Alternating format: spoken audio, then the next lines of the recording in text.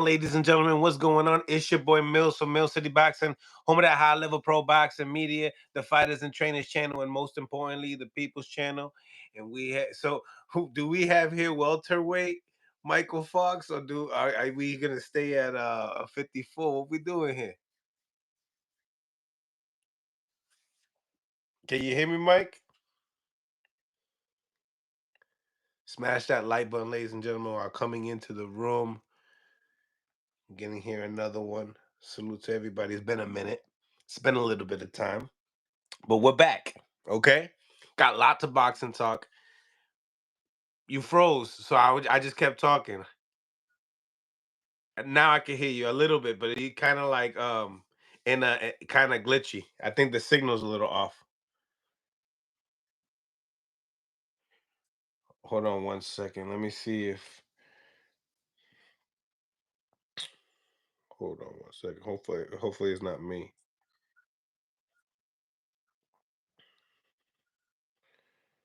Okay, we got the one. Smash that like button, ladies and gentlemen. If you guys could hear me, if you can hear my audio, hit the thumbs up, smash a like button. Hey, you see me now? Okay, so I'm getting now we're better. But I can't hear you though. I can hear you now. A little glitchy though. A little glitchy. I don't. You got bars?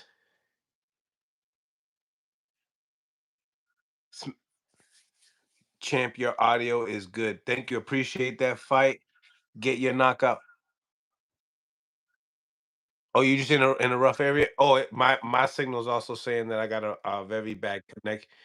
Say My again? uh my device is saying I have a very bad connection right now as well. Yeah, Yours mine as too. well? All right. Let everybody in the comment section let us know audio is good, but the video is a bit glitchy. Okay. How do I look? Mine Do too. I look good? Does Mike look bad? I think Mike is starting to clear up a little bit now too. And then but I never seen my device ever say this before. Oh, it's getting better though. It got off. All good now? Mr. Delo Cruz, we all good now? Mills, you're good. Mike look bad. Okay. Okay. Okay, we're getting this shit though. What you out and about, Mike? Smash that like button, ladies and gentlemen. We're gonna be tapping in, getting the phone lines in, talking this boxing talk. We got lots of boxing to talk. Mike had a great performance against Sergey Boachuk. So I wanted to make sure that we give his blessings out. He was in a fight that it was not fair. Boachuk came in at 159 pounds. My man, Michael Fox, he normally campaigns at 147 pounds. So he was already coming up, moving up in weight. Then not professional enough to make the weight. It was nasty work. And then my man dropped him. So it was a good fight, and I believe that you outboxed him. And I don't know if you can hear me, Mike. But salute to everybody in the chat. We're gonna have a great live right now. I'm gonna be tapping in a whole bunch of guests. Salute to everybody as well. That's I'm gonna be Frank 86, a member of Mill City Boxing. What's going on, Frank? Salute to you, man. Ish, that is Relight. What's going on? CC, what's going on? Saludo. Salute to everybody coming into the live. It's been a little bit, but we back. Old Mac Original, appreciate the donations, man. Way to turn up. Way to turn this live up right now with a super chat right now. Hold that real quick. Old Mac Original, Fox. Those punches was too light. Seem like sparring. Okay. Hold that, Old Mac. I'm gonna make sure that he gets that. But I like the question. Smash the like button and appreciate the donations, Omac Original, man. Salute to everybody on the live. Um, Mike, I'm gonna take you out and come a minute. I'll put you back in and see if it. Wait a minute, it got better. Wait a minute. You're moving a little bit. Hold, I can hear. I can hear the birds. Wait a minute. Hold on, let me. Talk with. I, I'm gonna take you out the room and put you back in and see if it does anything. Come back in, Fox. All right. Smash, guys. Haven't subscribed to the channel yet. Um, we got a nice live coming on. We're gonna be having the phone lines in as well because I know a lot of people got lots of things to say about what's been going on this past week. But let's see if we got better signal here. Hey, I think we get in there. Hold on. Hold on. Trash. Not gonna hold you. The signal kind of, but it was better. It was better. It was better now than before. So it's getting. I can hear you now. You heard? Or we could pick it up. We could pick it up later if you want. Yeah, yeah. We could definitely pick it up later if you want. For sure. When you get tight. You heard me, Mike? We could do this later when you get to the crib. You heard? Yeah, I'll be on. Smash the like button, y'all. Smash the like button. Subscribe to the channel if you guys haven't subscribed to the channel yet. Let's get to this, man. Let's get to this. HLD. What's going on, HLD in La Casa? Wait a minute. Mike is texting me real quick. I'll hit you when you get back home. Cool, perfect. That's fine. HLD, check out your inbox. HLD. Check out your inbox, HLD. Smash the like button, y'all. Let's get to this, man. Lots and lots of boxing going on. And we had negotiations.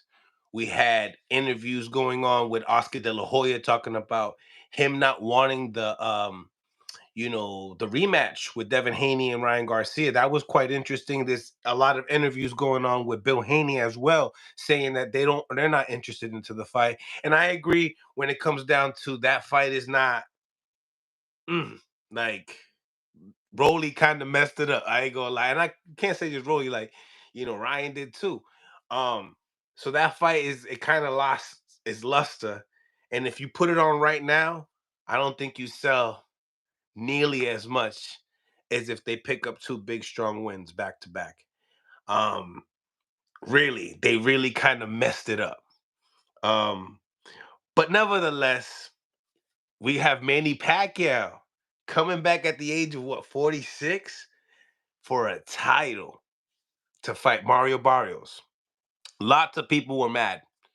You guys are holding up the division. Everybody was waiting on Mario Barrios, so what he's gonna do. Um, Manny Pacquiao, he doesn't look as fast, but Mario Barrios ain't really that fast. Now, does Manny have the durability still? We did see Manny in an exhibition with a kickboxer, and I'm not gonna lie, it wasn't that good looking. Um, the age has kicked in, but there is something that Manny does see in this fight with Mario Barrios, I see. What do you guys think it is? Because it's per se it's a good fight. I mean, did you guys see the lineup? You know, Jake Paul. Did you guys see Jake Paul's press conference the other day with Chavez and Cena? I mean, damn. I mean, who do you think wins that fight too? I gotta put up a whole bunch of polls. We got lots to talk about, and obviously, we didn't even talk about why hasn't Jaron Boots Ennis answered the Teofimeo Lopez call. Very interesting. Why that hasn't happened. Um, I want to know what your thoughts are. I want to get the call-ins. We really need to have a big, deep discussion on all these topics, guys. Omac originally you says, is there No drug testing, man. He does stop. So I remember Breadman was saying that too, right? It was just like, yo, if there's any drug testing, for sure Mario Barrios wins this fight. People did say that. Um, I don't know. You know, Mario Barrios, when's the last time he fought? I mean, let's look it up. But we got to look it up. I think he what? Ramos. Let me not be mistaken. And I bet you the chat might get it. You guys might get me before I look it up. But Mario Barrios. You guys are probably gonna get it before me. No, it wasn't Thurman. No, it wasn't Thurman. It was Abel Ramos. Yeah, I was right. So Abel Ramos was his last fight, and that was January.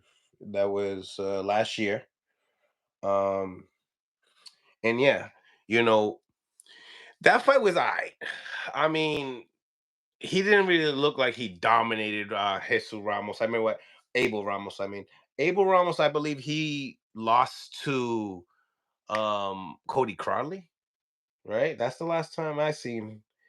Yeah, yeah, yeah. Abel Ramos ain't really all that. You know what I mean? Same thing with this fight coming up with Caleb Plant and Resendiz, right? Like it's just not.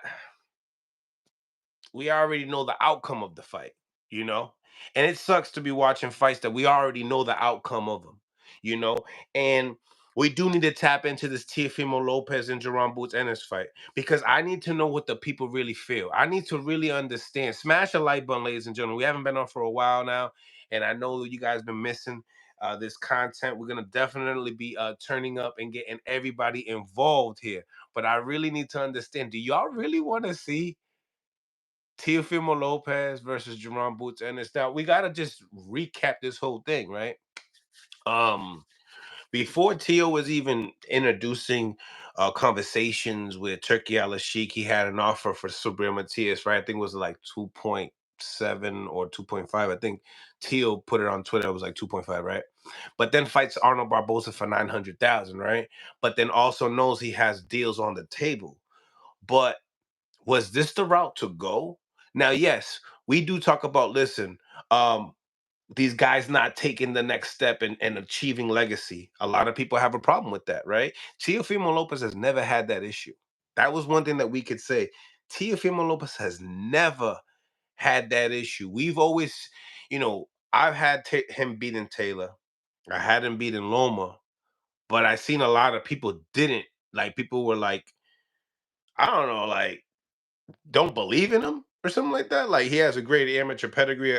Really don't understand. Maybe he's just really not likable. And for some people, I mean, I see a lot of people that love Tio, you know.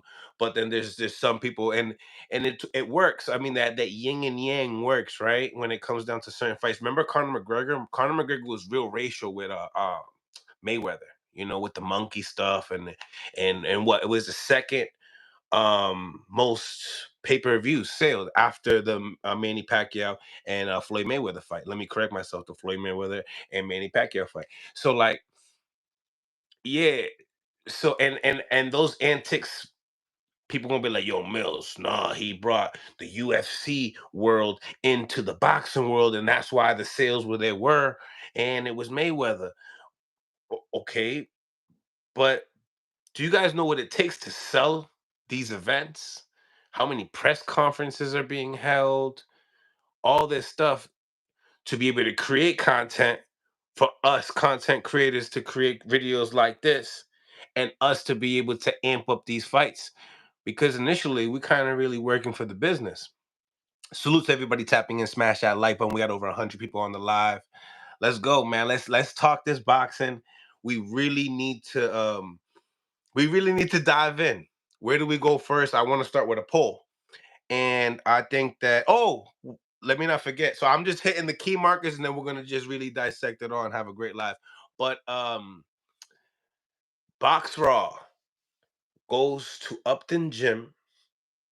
Turkey Al Sheik does a collab with Calvin Ford, the Rise Podcast, the whole crew. And they're out there. and a lot of people are saying two different things. Is this a way that could butter up Tank to want to fight on a turkey card? But then again, a day after Turkey does the same thing in New York City for the Cops and Kids gym. So it wasn't, specifically that gym, and he's doing it in other gyms. Great gesture, to bring to the community. Some of these gyms, they get worn down, and the cities don't want to, invest money back into those gyms. You know what I mean? So that was cool to see that happen. But then another people were saying like, well, Calvin Ford and Kenny are necessarily training Tank Davis. I don't know where people get that, right? Right? You see them in the corner, right? Whether they have issues or whatever, family, right? When us family, we have problems, and we have differences, and things change. I remember Tank in a video saying that I got Calvin Ford tatted on me. That's just never gonna go. Um, so people were saying that, listen, are they trying to get Calvin Ford and the Tank team to go join forces? I don't know what I want to know what the people believe, right? But there's a lot of things going around that. So there's a lot of talks. I want you guys to go out your way, smash the like button. I'm gonna be getting the call-ins, but before that, I got my man HLD. He's in the building, and what's going on, HLD? Que lo que, hermanito, bro? You've been Tranquilo, man. MIA, man. You've been MIA, man. What's going on, man? How you Brother, doing? I'm back. I'm back. I'm back. I'm back. How we doing, bro? I'm doing good, man. I'm doing good. It's a little Eh, cold. It's raining. We're getting the signal. The signal's all right. The signal I hear good. you loud and clear. I hear you All loud right. and clear. So I did a little recap of some of the things that we're going to be talking about. There's a lot because we haven't been around for like almost a week now. So, Well, um, feels longer. right. And obviously, with you, I want to obviously talk straight into the Teofimo Lopez and Jaron Boots Ennis talk. I want to just jump right into that. Um, yeah, what's your overall thoughts and what's your mind wrapped around this whole thing of why this fight hasn't necessarily happened yet? Um, we all wanted to see Boots fight Boots fight Norman. I know that you want to definitely see this Boots and Teofimo Lopez fight. I'm not saying that I'm opposed to it. I know it's a big fight. But in the same token, right? Why do you feel like Boots hasn't necessarily said, "Yeah, I wanna sign the paper now"? Do you feel like he's waiting for maybe waiting for Brian Norman to finish out there in Tokyo? No, that's not the way Eddie Hearn is putting it out. So talk to me. You know, What's Eddie saying that what you've been hearing, and what you've been thinking? out of Eddie Hearn's mouth, look, I respect Boots in the fact that he wants to be on a journey to unify. He wanted to become undisputed or challenge himself to become undisputed at 147. And there's no you can't fault the man for wanting to do that. But then there's the reality of what's at play at the moment, and is it realistic? You know what I mean? And the thing is, at this point in time, it's not. We got the other two champions busy with fights, and in this business, you can't be waiting on people, man. Shit happens. Shit happens. And so you could get an upset, somebody could get hurt, blah, blah, blah. There's an offer on the table. The other two champions are busy. And I'm sorry, the best legacy fight ever for him as we speak would be Teofimo Lopez. Ain't nobody bigger than Teofimo Lopez would be on his resume.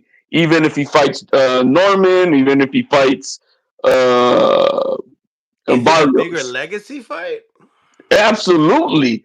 Lineal champion versus lineal champion, two-time lineal, pound for pound killer. If you have him in, if Teofimo Lopez is in your pound for pound list for sure, then yeah.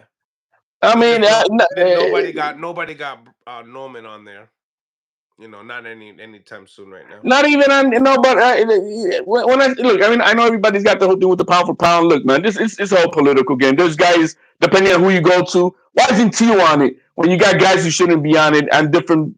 Why it's political? Simple as that. Oh yeah, But yeah, yeah. Tio has the best resume over anyone that Boots would ever have fought if he fights Tio. Period. Norman don't got no resume without and neither does Barrios. But he's a So, proven welterweight champion, and uh, it's a but unification. It's a but three there's no belt unification unification. right now. The thing what I just said, these guys are not available. If Boots There's had these no, guys there's on no, the there's table, no undisputed. There's no undisputed. But there is no, but I'm saying these guys are not available. Barrios is not available, and neither is Norman Jr. And you have an offer on the table, and it's a lucrative offer per Eddie Hearn. He loves the offer. It's a great offer.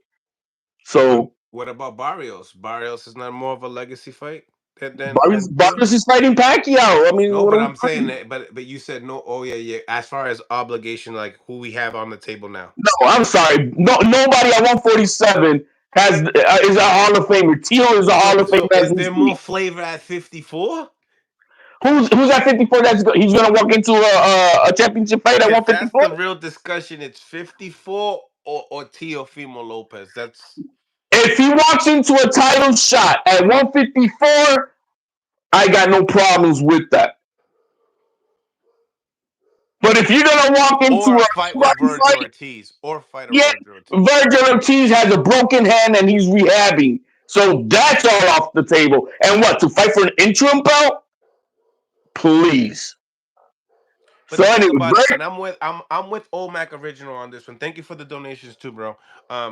He's saying, and it's the truth. Everybody and their mother is going to be saying when Boot stops Tio, even including yourself, you're going to be saying he's too small. He was too no, small. not including myself. Yes, you will. Not including myself. If he gets stopped, easy, Bro, you easy act like work. Boots is a one punch knockout artist, bro. He No, is but not. no, but you don't need to be that to stop somebody. Then prove it.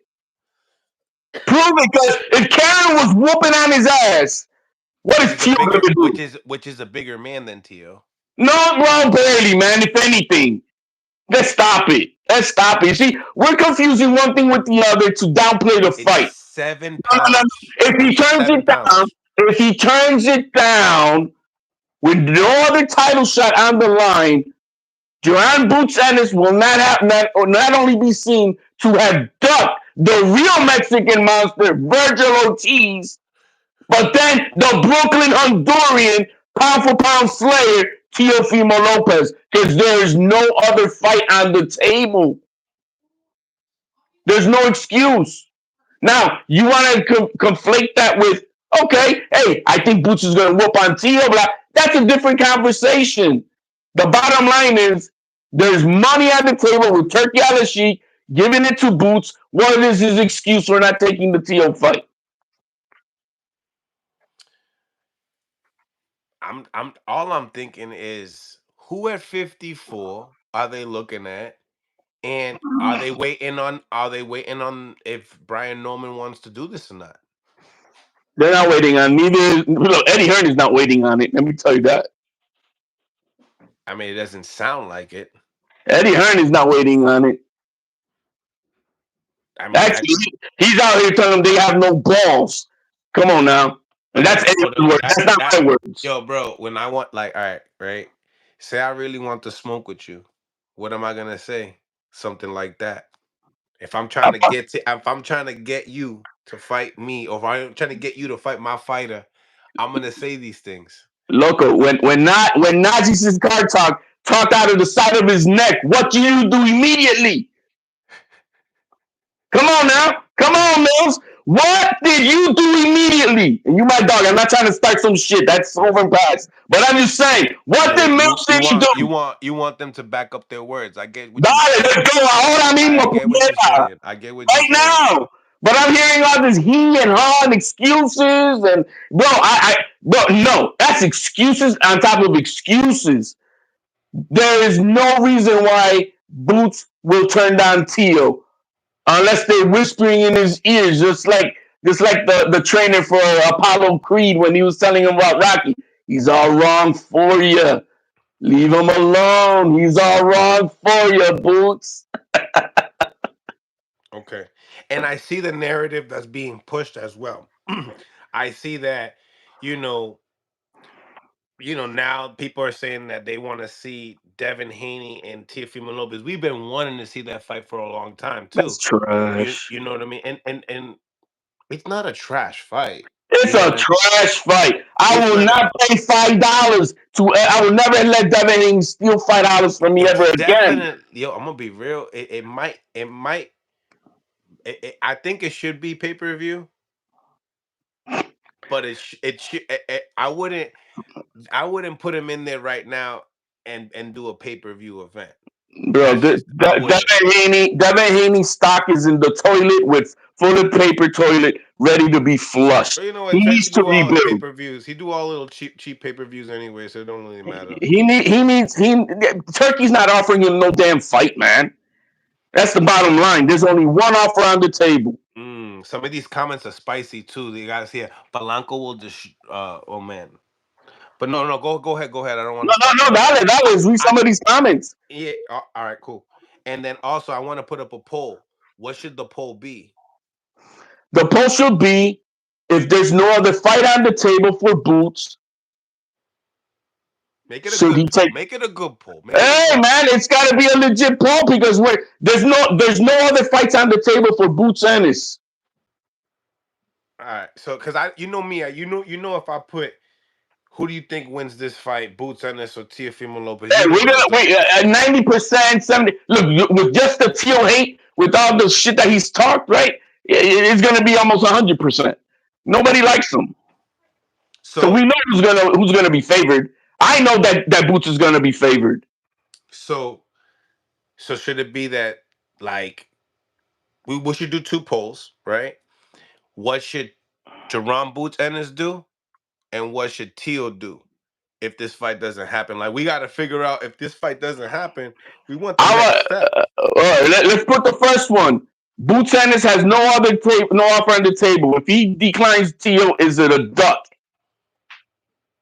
Is it a duck? Is it a If Boots duck? declines the offer, is it a duck? I'm gonna put it. I don't think people are gonna agree if it's a No, duck, they're not going to. But I know the truth. but I'm gonna. So how should I word this? If Boots doesn't doesn't Take the take turkey offer. the not Teo fight, Teofimo fight, is he ducking?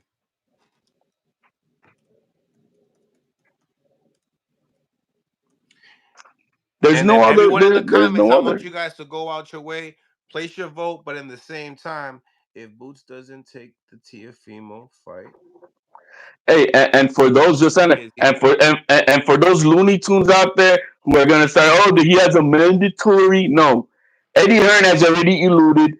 The Gaiasov is his fighter, and he'll just take another step aside like he did before. I did hear him say that. I did. Yeah. So So that's so not going to there's be an no issue. that's not there's no mandatory issue. There's no Norman issue right now. And I would respect it. Like if Norman was on the table, he wants to unify. But I'm going to I'm not ask gonna say tactical that. questions right now of why, because you believe that if Jerron Boots Ennis doesn't take this offer, you believe that he's ducking Teofimo Lopez. Absolutely, because there's no other championship fight on the table. Okay, okay. And What this would is the you? second time. This is the second time Teal's been on the table for Boots. Wait a minute. When's this fight supposed to be? When is he trying to put? What card is he trying to put this under? I, Because it's not the December card. this is my opinion. In my opinion, but I feel very strong on it. I think they already said that if they do this fight, it would be in Saudi Arabia, the Boots and Teal, I did hear that too. right? I have I a did hear strong that. feeling. I have a very uh, look. Crawford and Canelo is going to be in Saudi Arabia,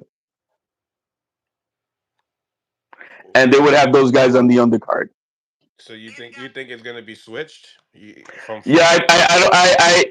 I see them switching because not only did they remove Dana White TKO, but they also so put we're doing a Sila. lot of what ifs over here. No, they put Sila from Riyadh Season as the promoter for the Canelo Yeah, Crawford I fight. seen that. I seen that. And on September 13th, there's no fight in Allegiant Stadium September 13th because UNLV has a televised game that day, college football. So it's not going to be at Allegiant Stadium September 13th. Mm. You see what I'm saying? That he's been Curveball. quiet. He's been quiet, Mr. Uncle Turkey LSG. But I think that's what's going to happen. Mm. Also, got so much to talk about. We got like so much to talk about. Um, did you guys also know that Tevin Farmer's fighting Floyd Schofield on the undercard of Jake Paul? Yeah, I like that fight. It's a good fight. It's a good fight. It's a good fight for the young man. And still a pickup fight for. And you know what? You got to give Golden Boy Promotions his props because how many fights has he given out to Evan Farmer since he picked them up? Yo, Yeah, he also did the same with Barboza, right? You know what I mean? He gave him like 4 fights in less than a year or something like that, bro. So these guys are getting paid. And so real quick, I just want to shout out to Golden Boy Promotions, Oscar De La Hoya, because Oscar de la Hoya, he's making these guys, he's getting them paid. He's not shoving them. You know what I mean? So Golden good, Boy good for him. Promotions. Yeah. So it's a good fight for the young man. I hear a lot of people talking crap about what Kid Austin Senior said. There was I guess there was an Abdullah Mason offer for $1 million, and then but he's at the end of the contract year with Golden Boy, and so Golden Boy Promotions gave him a 5-year contract. That's the only thing I don't like. It's a long term contract, but Very it's long fine. term. But if he gets a Guaranteed five fight 5 mil though. five guaranteed 5 million, 5 fights. And that's minimum. You got to remember that's minimum pay. That's not. That doesn't mean that that's all he can get. So if he gets to 5 fights in 2 years, then that contract is over, regardless. You know what I mean? But it's just the 5 years kind of like. But other than that, I think they did the smart move. You take security because everybody that I've seen that they say Abdullah Mason versus Kid Austin, everybody's favoring Abdullah Mason. So let's say he takes a $1 million offer, Abdullah Mason beats him. Now he's back to doing $25,000 a fight, right? So what's the security? Not I mean, what's the exactly, better? but not. But yeah, I get what you But you know mean. what I mean. He's not gonna make Crazy drop. right. Yeah, I'm just saying he's Crazy back to drop. doing 200,000, maybe 100,000 a fight to build himself up. Some I crazy. mean, the risk versus reward for just a contender. You know what I mean, or two prospects, whatever you want to call it. I don't think it was worth it. Now, if you're walking into like, yo, man, this is to fight a champion.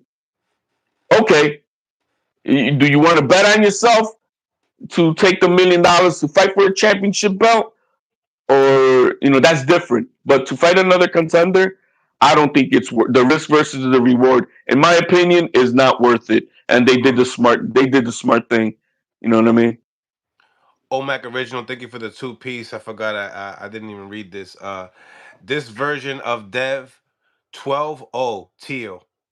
Yo, honestly, like when I heard the call out, I just didn't believe it. Like I just don't think that they want a Teofimo Lopez fight, knowing how good that kid is after fighting the way they fought Ramirez. Like there's just no way.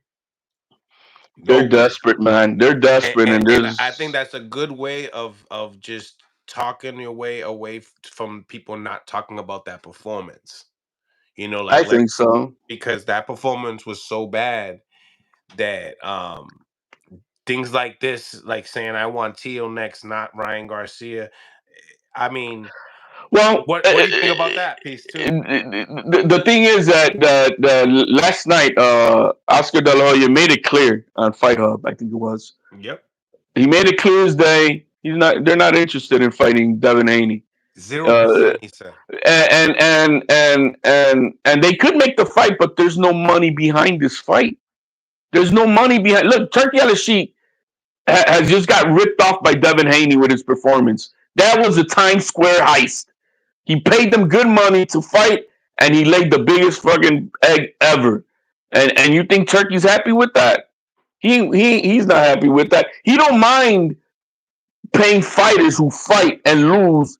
To look what he did with Padley. Padley took that fight with Shakur Stevenson, and he gave it his all. You know, I'm not saying he was a great fighter, but he gave it all he had, and he gave Padley another payday. Bukoli came in 24 hours, got knocked out, and he had Bukoli paid again in 3 months with enough because he knows that they didn't come to rob the bank. They gave it the best, and that was it. But what Devin Haney did was steal his money, and that's wrong. We hear the Mayweather, oh, this is a bank robbery for me, but it's not because Mayweather's gonna steal the bank by not giving you a fight. It's because he's gonna make this look easy to whoop this guy's ass. You see, and that's not what Devin Haney did. Yeah, yeah. Maybe don't make that a thing, HLD, in this channel of you saying that, because then that's true. A lot of people would hear stealing the bank. That shit sounds cool, but the way Floyd did it, he beat you. He He whipped your stunned your ass. ass. He electrocuted your ass the whole time. You know what I'm saying? Like, Exactly. yeah, He whoops your ass. But what yeah. Devin Haney did, bro, he went on a jog, bro. I mean, like, come on now, bro. That was despicable, man. It's just, And Bill, you know, salute to Bill that he strives for his son 120%. Cause I wish my dad did that shit for me. I ain't gonna lie, like the way he do it, you all make bro, he's called but I every feel like it single might hurt. writer, I feel like it can hurt your son in the long run doing it though. bro. You got all the media. He's calling in all the media members to put in a favor. You know what I mean? He's got everybody, bro. Everybody talking about a fight that is not on the table. Teofimeo and Devin Haney is not on the table, and they're acting like it is. You know Shout what I out to mean? everybody in So Lowell, Massachusetts. Shout out to everybody in Lowell, Massachusetts, Mill City. Salute. Um, yeah, getting into this poll though, guys, make your votes, man. Place your vote right now. We got over, what is it, 59 votes. We need more votes, okay? we need more If votes. Let's turn this if up. Boots doesn't take the Teofimo, I put Teofimo fight altogether, but Teofimo fight, is he ducking? So, do you guys think that? Do you guys think that if Boots don't take that fight, he is ducking Teofimo Lopez? Right now, we got 57% believe that it's not ducking, but that's very close though. That can change real quickly. Yes, and we will be getting into that. Obviously, that other June 7th card with Keyshawn Davis, and then also July 12th card as well. We're going to talk a lot about that because we haven't. But let's get into some more topics here. Well, let's stick to this one. Matter of fact, let's stick to this one. So before we can end this poll, we need over 100 votes to be able to change the next poll question, guys. All right, just to give you guys the heads up. I'm gonna give Teofimo the favor on that poll by 20% because we know 20% is on hate at least. So they're gonna say no, it's not a duck. Now, don't get it twisted. I do believe that Teofimo Lopez and Devin Haney are closer in skill level than Tio and Jaron Ennis. And not Wrong. necessarily, wait a Physical minute, and size. hold on. Yeah, you're right. Not necessarily skill level. I think that they probably are very equal when it comes to skill. Ennis and Tio. I just think that Tio's more athletic. You know what I mean? I think he's just a little bit more I think athletic. Tio's more athletic, has a higher IQ, and more experience. More experience all day of the week. All day of the Versus week. elite or top guys. I'm not gonna. Under the light experience, yes, for You sure. know what I mean? And All and day. proven to be that underdog and come in and shock the world. Right. So as far as but then when it comes to, I mean, we can't say that about, hey, Boots has got size. You know what I mean? There's no doubt about it, and Very and and long. Pause. and strength and and reach. You know what I mean? That I get. I think the main thing T would have to really focus And on he's versus somewhat Boots. of a flat of an athlete as well. He's not necessarily, you could tell that Boots could probably play another sport, other than boxing. But I don't think, I think that, I think Teofimo his Lopez. footwork When you sucks. I start tell you that. doing backflips and having the foot speed and shit like that, like Teo, it's a different type of. You see how Teo sprints like in the football Yeah, field and shit. He's and quick. Teal's footwork, I think, is 10 times better than Boots. His footwork I alone. think it's better, but also in the same time you have to also understand that in what way, because I can see why you like the fight now. You know what I mean? Because Teo's footwork going to get you is not as good as him trying to set traps and him trying to be in the mid range. I think he could set better traps. I think Tank sets better traps. I think that Teo is one of the best mid range fighters. You know, but can you stay mid range with a long young My fighter like Jaron Ennis the whole time? So we got but to see my how he uses that ring, and he's gonna have a great, great, great performance to be able to pull that one out. It would be I, amazing to see. I think the biggest problem for Teal versus Boots is Boots' jab. Right. That's about it to me that I'm concerned about for Teal. Is That's a lot because everything Yeah, comes with that after the whole Teal. army. The whole army comes after that one. But Teal cannot allow that jab to be established. It cannot be, because it's a strong jab too. You know what I mean? It's not like it's a strong. So I think that is where How Teal. good is Teo in the back foot? That's the thing. Bro, Teal's been Because a back foot fighter all his life. no, give him more. Give him credit. Bro, No, he's a counter puncher, man. That's what he's a Teal counter puncher, lives. but not off the back foot. You think he was on the back foot with Loma? You think it was? You think when his Yeah, but back that was foot? that was little Oloma. By the third round, he already had his ribs barbecued, bro. So it didn't. That was a different style fight. But like if you look at the Nakatani fight, What fight has Teo fought in the back foot and was Nakatani, and if you look at the Josh Taylor fight, a lot of parts of that fight was on his back foot. that nigga was having so much fucking fun when he has And those fun. guys and those When he guys be are having tall. fun, he be all over the place on the ring. No, but once Teal's in his rhythm, you know what I mean. In that, hey, I already got you cooked. That's different. But I'm talking about while the fight is going on, like when he fought Nakatani, Yeah, when he fought, he was on his back foot. You know what I mean? Those guys were, bro. Josh Taylor was 170. He's like a 6 footer. Nakatani was like another 6 footer, 5'11" or something like that. You yeah. know what I mean? 6 feet tall dudes. And so But Teal has that experience, they're not but punching like boots. they're not as strong. Not as strong. Not as strong. I'll give you that. But again, Boots is not a knockout artist. He's not a one punch knockout No, he's artist. not. But also too, what we have to also give him credit for that I feel like people don't give him credit for is that Boots has gotten hit with shots. You know what I mean? That we haven't seen him hurt. We haven't really seen Boots hurt. We've seen him hit and not react the way a killer is supposed to react. But we've never seen him like kind of hurt, like They stop face him that. on his tracks. I've seen him stopped Yeah, in his tracks, is what I would say. and go to clinching. No, I don't think no clinching. I don't. Not I like don't think I. that. Yeah, that's what I'm No, no, saying. no, no, no, no. I would not say that at all. I would not say that at all. The young man could Yo, take a yo, yo, shot. yo, yo, yo, at welterweight, local. At welterweight. So how is Teal at 140? And we can't. Punching power does travel. We don't know if his will travel to 47. T's not knocking out Boots. T's Right, gonna outbox him. right. But does Boots respect his punching power? He's going to, because I don't think nobody's walked through Teal's punches. Have you And seen anybody walk through there's a them? there's no, but I never seen Teal fight somebody at this big. Like I said, Josh Taylor is 170 pounds. He was a welterweight fighting at 140. And actually, he's fighting this Saturday at 147.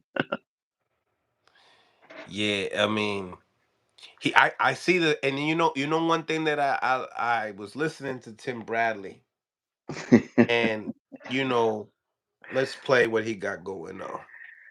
One thing you got to do with Bradley, you got to separate the commentator from analysis. That's Right, two separate things. He's a right. goofball of But commentator. he's doing a good job on his YouTube channel. We got to give him. I enjoy the content. Oh yeah, Salute to Timothy Bradley. the That's analysis true. is different. His analysis is different. Yo, I'll tell you a story about me and Tim Bradley one time. So, yeah, I was like weird, right? We're in the Hall of Fame, and I wanted a picture with him. You know what he tells me? He tells his wife to get the phone because he wanted a picture with me. I was like, yo, that shit was fire. Oh yeah, he flipped it Yeah, on you like yeah. I know who you are. yeah, Is that what happened, bro? That's cool, yeah. man. That was That's cool. cool. Frank, thank you for the $5. That fight gonna be fireworks. What fight you talking about, Frank? Let us know. Is it Teo? Is it Teo and Boots? Is it Teo and Boots? We need another one. Because let's go. This is what Timothy Bradley got to say. You better leave him alone. I'm telling y'all. Yes, leave that boy alone. He a real one. I know what all that racist ran and stuff like that. That's just one thing. When I'm talking about boxing, that's what I'm talking about. And I'm here to tell y'all, he got what it takes to beat Boots Ennis. Man, the two most athletic fighters in the game. Damn, if they was to go head to head. Woo-wee. Yeah, Boots got all the attributes. He got the height, he got the long arms. But you know who got the better timing? That's what I wanted to That's talk Teofimeo about. Lopez. You know who's athletic? Who was the last athletic guy that Boots fought? Karen? Karen was the last one? Yeah. And don't think that Boots gonna be able to out punch him. Don't think that. No, he not. Cause you go back, you watch that Claggett fight. That boy Teofimeo Lopez, he got some lungs too. When he full-fledged and hungry, he got lungs too. He threw almost 1,000 punches in that fight. Yeah, Boots, I see you. Your numbers is quite high. You around 600, 500, 600, close to 700 sometimes. But guess who can match that out too? Teofimeo Lopez. Yeah, Boots. All of those lapses you be having, you ain't gonna be able to have them lapses with Teofimeo Lopez. Oh no. That dude is on his game. When he right, when his mind right, it's hard to beat that dude. Explosive, smart. He got a high IQ as well as you do. So look, hey, I'm letting y'all know. Eddie Hearns, if you listening, I'm telling you, if you don't want your guy to get beat, Oh shit. stay away from Teofimeo Lopez. You want to give him a couple more fights before he fight that guy? I know Teo is moving up to 47. I get that. Yeah, y'all gonna say the power and all that. Oh, I get all of that. But like I told you, He's talking to you, Mills. you better leave him alone. I'm telling y'all. Yes, leave that boy alone. He a real one. I know what all that racist ran and stuff like that. That's one thing. When I'm talking about boxing, that's what I'm talking about. And I'm here to tell y'all, he got what it takes to beat Boots Ennis. Man, the two most athletic fighters in the game. Damn, if they was to go head to head. Woo-wee. Yeah, Boots got all the attributes. Oh, this is again? Okay. Yeah. He was talking to you, Mills. Because Boots is strong. Boots is that. Yeah, I get it. I know that. He was coming up to 140. Yeah, I know that. He was He talking was to you. talking to Eddie Hearn. Yeah, he was talking to you, Mills. But in the same time, right, going off of what Timothy Bradley was saying, he was talking about, if Teofimo Lopez is gonna, he's gonna be in shape to be able to throw and match the output that he brings. But he didn't talk about, how Teofimo Lopez is gonna be able to endure those shots. You know what I mean, from the bigger man. That's the problem that we had with Jamel Charlo and Canelo Alvarez moving up, enduring that shots, and where I didn't get that piece. Like, yeah, you can match the output, but how are you going to be able to take those shots? You could dish it, but can you take it? And that's the Hey, thing. like I said, it's not the first time Teal's been in the ring with someone a lot bigger than him. Outweighed him by 35 pounds. It's not the first time. Wait a minute. Boots is going to be he's never fought anybody that has rehydrated the way Boots is going to rehydrate. He's going to rehydrate to about 170, 175 pounds. Where Teofimo Lopez has stated that what? He rehydrated at what? Yeah, yeah. Teal Say it. said, Say it. 140, 147? Yep. That's 148, I thought. I think he told me it was 148. he ain't 148. even making the next weight class up. No. He That's doesn't. I was surprised when I heard that, bro. I thought he rehydrated bigger than that. No. I remember And telling me that he don't rehydrate much, but yeah, I guess no, he's, lying. well, Teal's taking off a different type of lifestyle too, the way he manages his weight especially ever since the Cambosos fight with rehydration and everything to Okay. you know. So we got So over 108 votes. If Boots doesn't take this Teofimo Lopez fight, is he ducking? 63% believe he is not ducking Teofimo Lopez. So, and I feel like I can agree in some and I could agree in some words depending on who he fights next. He fights a nobody that I don't know, that don't, like you said, he got no title in either weight class, 47 or 54. And it's it's not a duck. nobody, and if it's not Mayweather or Jake Paul, yo, It's a duck, man. that I don't look good. mean, That don't look good. it's a duck, and this is the second time that he turns down some smoke with some killers, bro. And I'm talking about elite guys. Like, we know Virgil Ortiz is that dude. But I don't see Boots ducking Teofimo Lopez. I just think that Because this gotta be a you're stuck business on move. power. This gotta be a business No, move. there's no business move in that. Unless you fight another champion, there's nothing to it. Because the thing is, you're Why? just stuck on that you have to be afraid of power. No, you could be afraid of losing your damn own. What happens if he loses to Teofimo? What happens if Boots loses to Teofimo Lopez? Go ahead, tell Cabrón. me. Tan cabrón. What happens to Yo, Boots' career? bro, where Boots' career, I think I don't know about Boots' career, but I see Teal's just going crazy. Oh, Teal goes crazy, You know what but I'm Boots' saying? I don't know career. about Boots. I think Boots can come back from something No, like he'll that. come back. He'll come And back. I think that he's still gonna be respected. It's going to be 2 years before he comes back. And I'm talking about to get out in position. What happens if Crawford beats Canelo? You know what I'm saying? It's just like we on that. But as far as the consequences for Boots, if Boots loses the Teal, he loses his loses his belts. Oh shit! What Crawford? Who are you trying to be Crawford? What? Mm. Then who's the real deal? Who's the real deal? See, if Boots loses, if Boots loses the Teal, it's a big setback. He's gonna be set back for 2 years.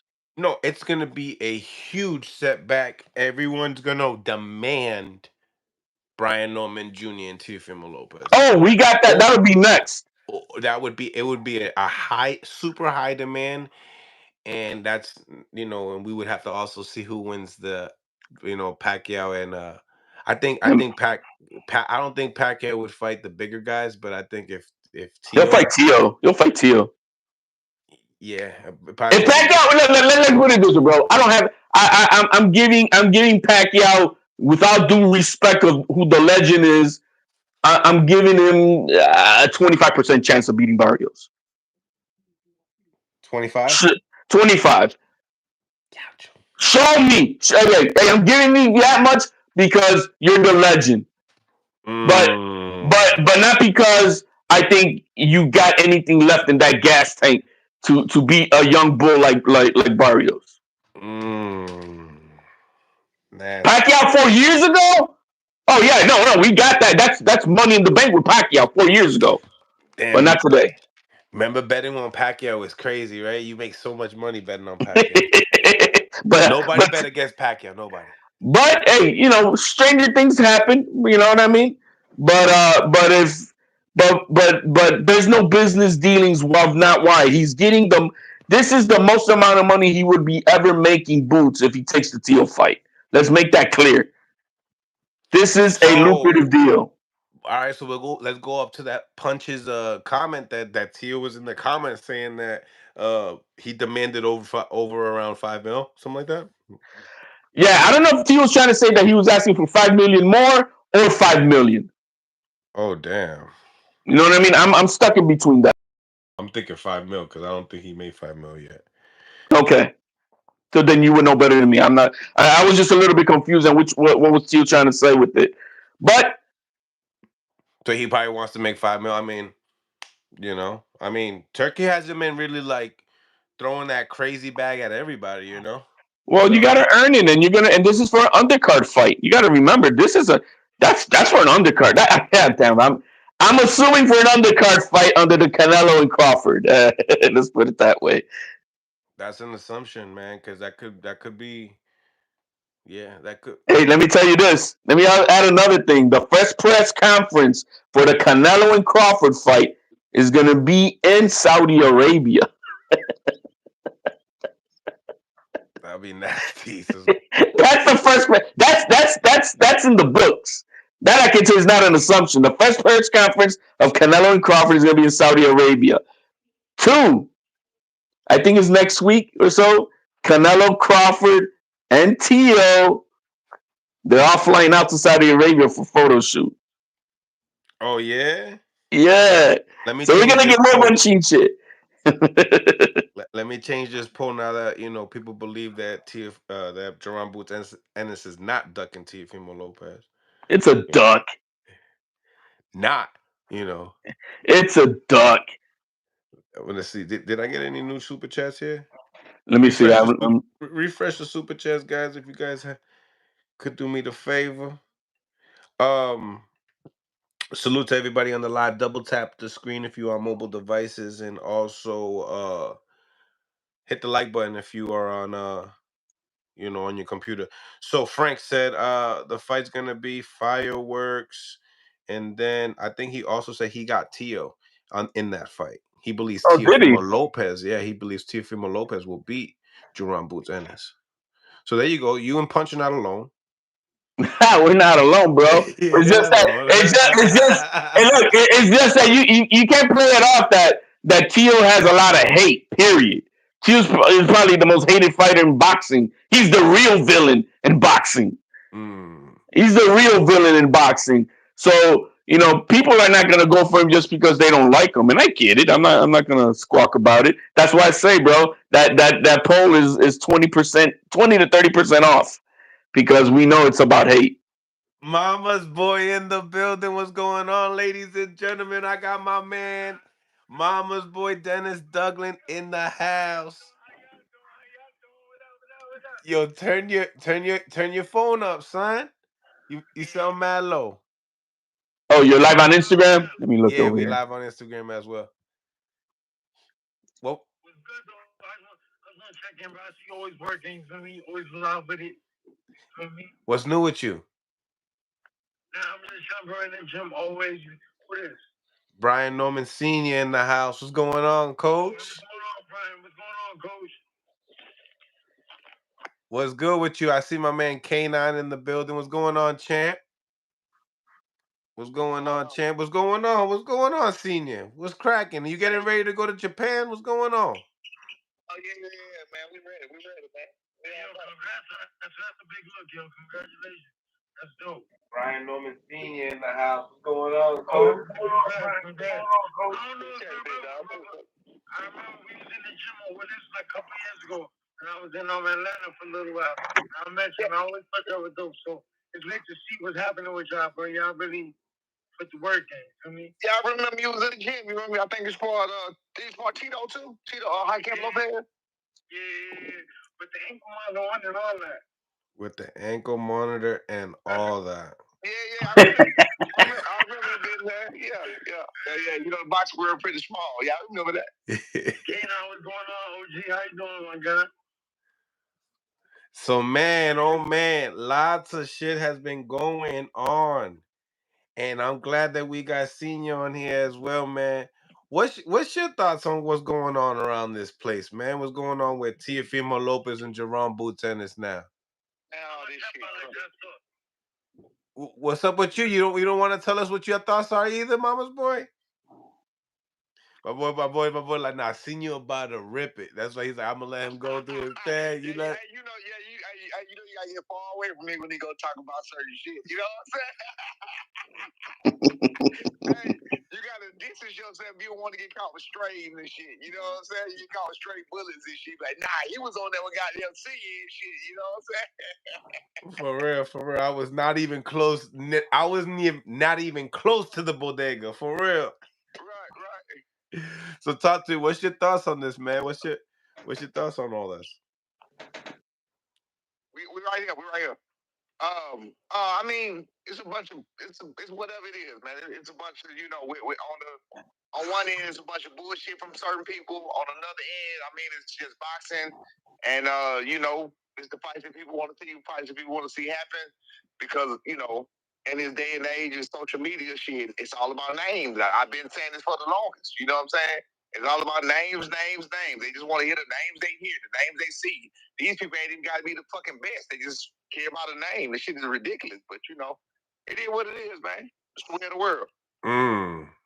Ain't that some shit, right? Yeah, it is some shit. I want to put this out here though. You know what I'm saying? We'll go more in detail about it, whatever else, and people gonna know what I'm talking about, whatever else. But that shit that Eddie pulled on us a couple weeks ago, oh, that shit was straight bullshit.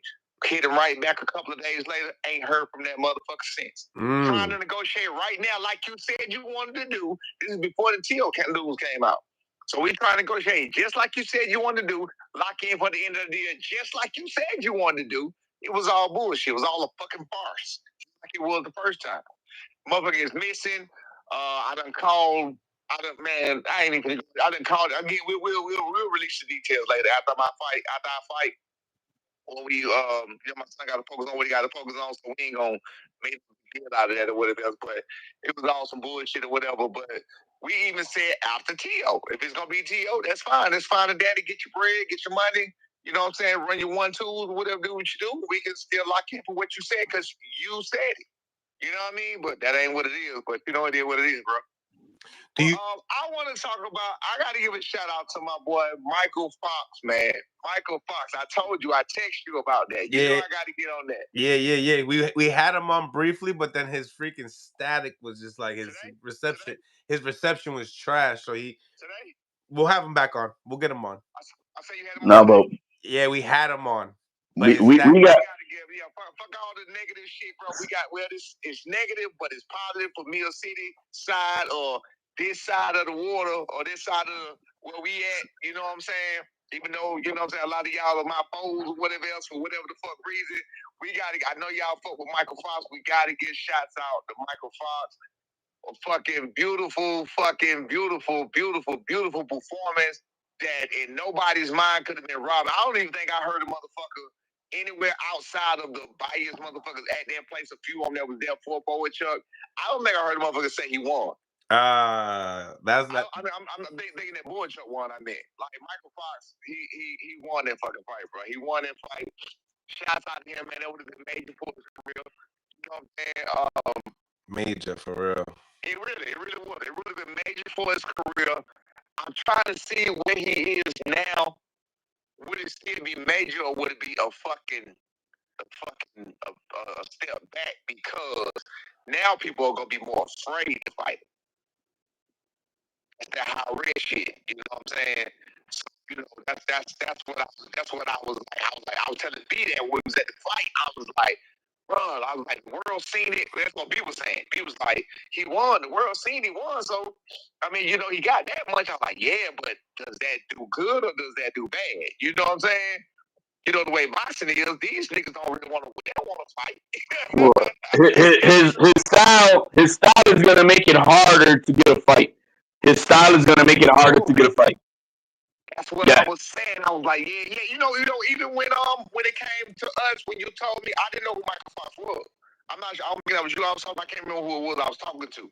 But even when he was first brought up to my attention, I didn't know him. And they said, yeah, you met him on here. You met him on my channel. Okay, well, somebody brought up, they was like Southpaw. And I'm like, nah, I want to, you know what I'm saying? And they took it as, you know what I mean? Like, I was like, nah, because he was Southpaw. Then I found out he was fucking 6'4", 6'5". I was like, well, hell no, that sounds crazy. But I mean, it was just stylistically why you want a pretty fight. You know what I'm saying? So even on this end, that's what I was saying back then. You know what I mean? They got to do is just, people want to look a certain way. You know what I'm saying? They want to look a certain way, and they know Mike Fox, the way he rocking, and the way he, you know what I'm saying, the motherfucker was swimming without getting wet. I don't know too many motherfuckers that gonna want to be in that kind of shit. You feel what I'm saying? But he did get signed, so that's good. So his promoters, you know what I'm saying, who he got signed to, that's good. He can, you know what I'm saying, working on that end, because on the other end, shit, they ain't gonna be trying to go for that shit no more. Hey, Senior, we got to get to some nitty gritty, man, because the topic right now that we're trying to cook on, and you are very much in the middle of all this. Jaron Boots Ennis has no other fight on the table because you are doing your thing in Japan.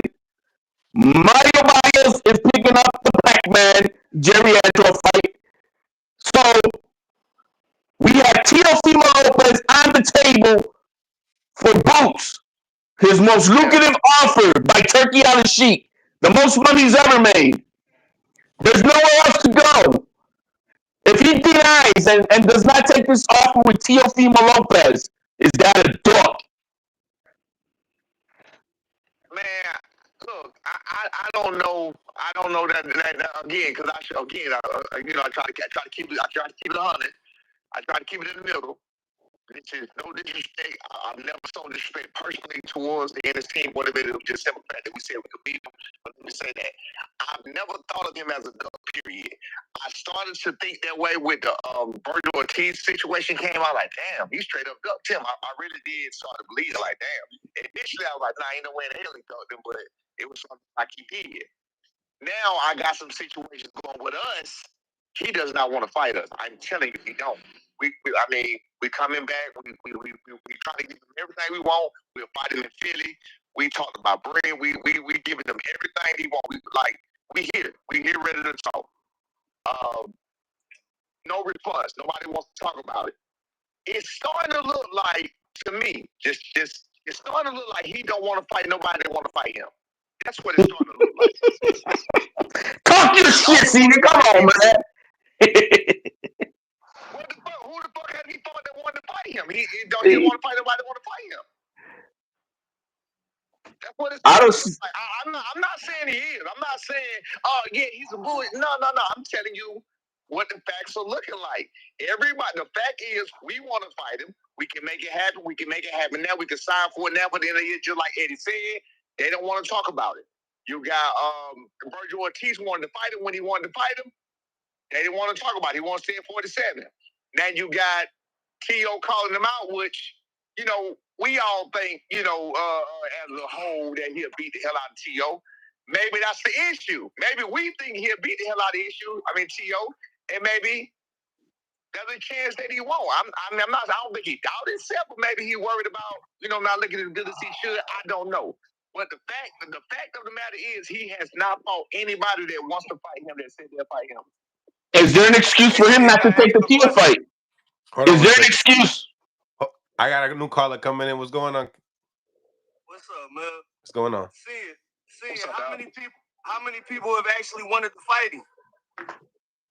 Oh, that's a good question. But hell, these three we know said they wanted to fight him. Three, so yeah. Listen, I feel that, you know what I mean? But the Virgil thing, I understood people feeling like it's a duck. But can you honestly say it's a duck if his next move was a unification bout? No, right. No, I was with it. That's why I said no.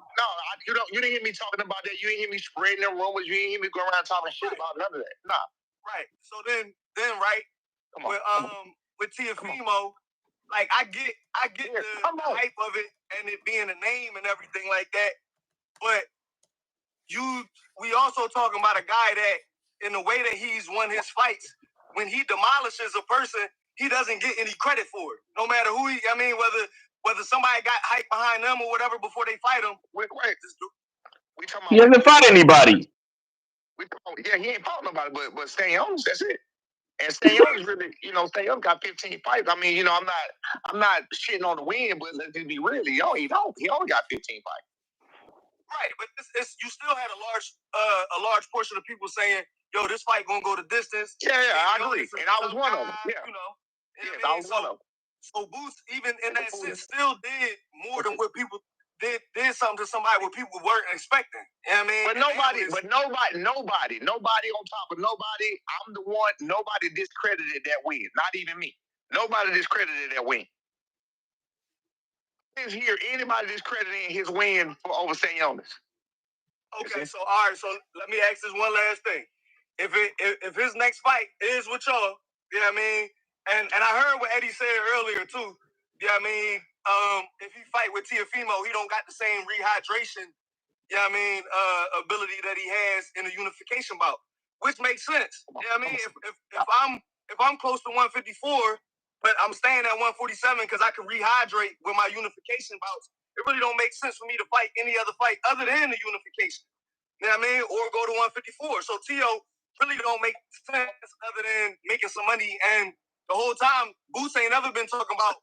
Yeah, he been talking about legacy. He ain't been talking about money fights. You know what I mean? He can get the money fights. There's no other fight on the table, my man. There's no other fight on the table for Boots. Period. So listen. Even regardless of if there's no other fight on the table for Boots, sense to fight at 154 than to fight a Teo. I'd go up and fight Boacek. Those are hypotheticals because those fights are not on the table. Right now, what's on the table is Teofimeo Lopez. If he go to 54, he got to see. If he go to 54, he got to see Burger Ortiz immediately. He got to. Or a champion. But, or a champion, right. True, very true. I agree with that. But your man just said Virgil got a broke hand, so that ain't going to happen first. Oh, okay. If he go up to 154 right now. I got you. Whoever it be, if it's what's the tall boy at 154? That's the champ. Fondora. Fondora's busy.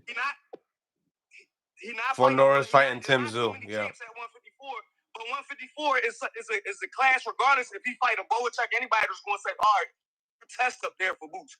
Nah, we gotta have a championship fight. Period. It's gotta be a championship fight. But it's a duck. If he fights anything but a champion, it's a duck. Simple as that. Simple as that. You have no other fights on the table. There's only one fight on the table with guaranteed money. The most amount of money in his career. He has nothing to do. Right now, Norman Jr. is doing his fight in Japan. We got Mario Barrios doing this thing with Pacquiao. What you gonna do, brother? That's how it is with the whole COVID thing. What you gonna do? Okay, I gotta go ahead and eat, man. I'm gonna chop it up with y'all later, all right? All right, brother. Okay, man. All right. Smash that like button, y'all. Getting into this. Let's go. Look. Yep. The only fight at 47 for Boots where anybody is saying the other fighter got a chance is Brian Norman. You know what I mean? There's no fight at 47 right now where somebody is saying, yo, this dude got a shot at beating Boots. The only outside of Brian Norman, anybody talking about where Boots would get challenged at is 154, whether it's a championship fight or not. Boacek dropped Virgil Ortiz twice in the fight. I thought he won the fight.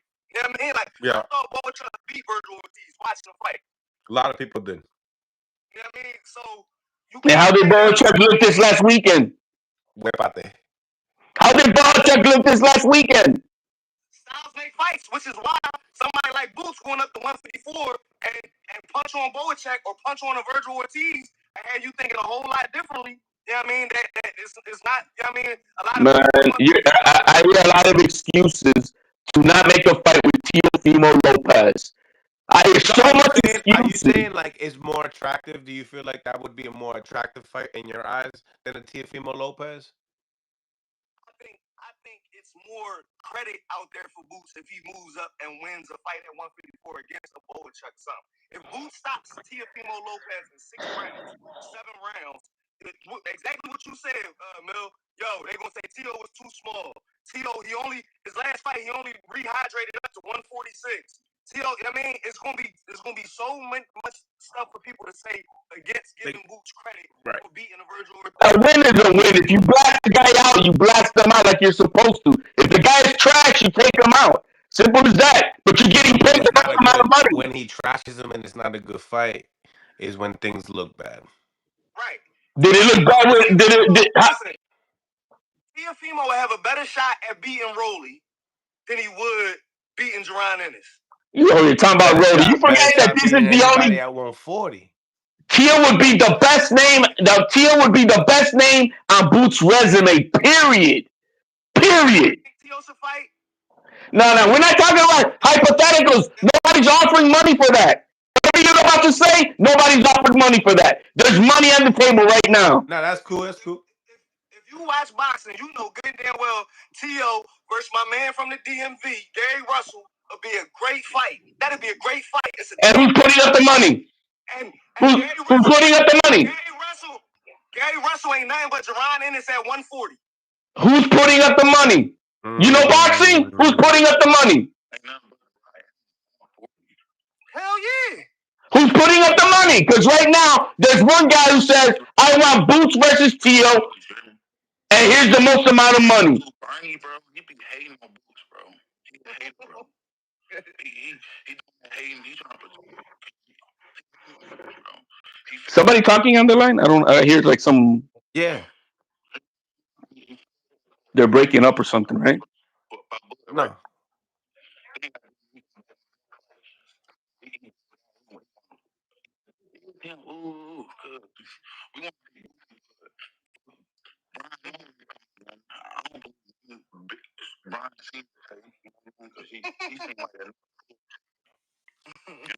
What you don't like? What you don't like about my man Senior? Talk to me. Man, Senior just like emotional, cause like I just think he's trying to be gangsters now. Like everybody feel like come on, cuz and he wants Moose got 42 games. He say when Boo said that after his fight, wow. And they ain't getting no backflash. Why we getting backflash? Why you worrying about Boots, man? I thought we was man. Worry about yourself. You want so, man. So you don't want that fight? You don't want that fight? I do want to say about it.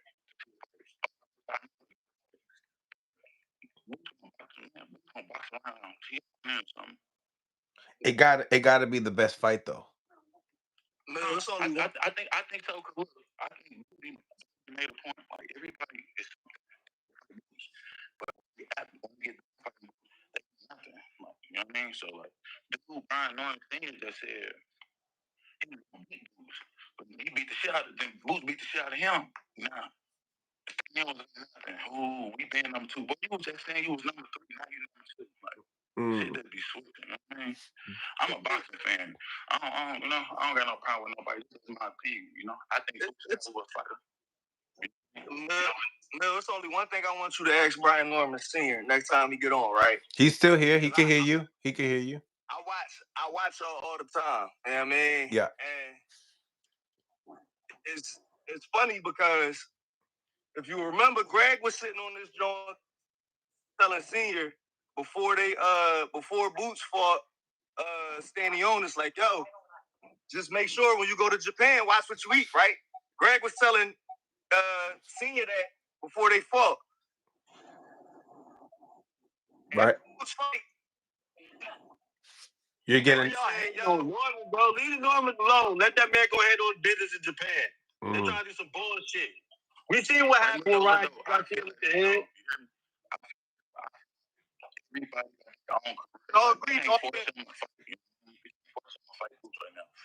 ain't no bullshit. Let him fight Japan first. Crazy, it could be like that. Ooh, let him get a couple more fights. Then they, you know what I mean? Build name. Let's more money. Like, I ain't gonna lie, like, let's just be real, bro. Like, come on, Mio, bro. You finna fight Boots at the upset. Come on now, bro. If we need a 50-50 fight, I mean, Floyd Mayweather did. Fight this dude. I'm not mad at it.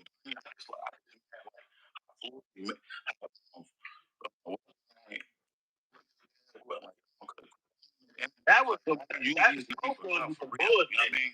just think boost. But he's sassy, bro. Shout out. Man. He's part of nigga sassy. My fault. Can y'all hear me?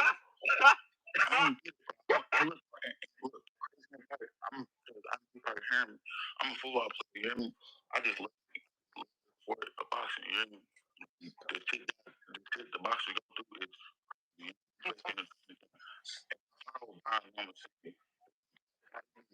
like I'm too good. You know what I mean? Son got the light though. Shout out. Senior said Teofimeo. His son got the light though. He gave his son the light. Like we looking at him now. I'll put Brian Norman Sr. on right now. I see Teofimeo Lopez on the live as well. Shout out to Teofimeo Lopez. He said Barboza was 172 fight night. The more weight, the better for us dumbasses. And then he says the channel sounds a little horrible. Okay. Yeah, it does sound bad right now, man. I'm trying to listen to what these guys are saying. It sounds. It's a little distorted. I'm gonna take a couple of you guys out. I think I got too many people on. You say he ain't fucking with Boots, but he gotta sign the dotted line for that to happen.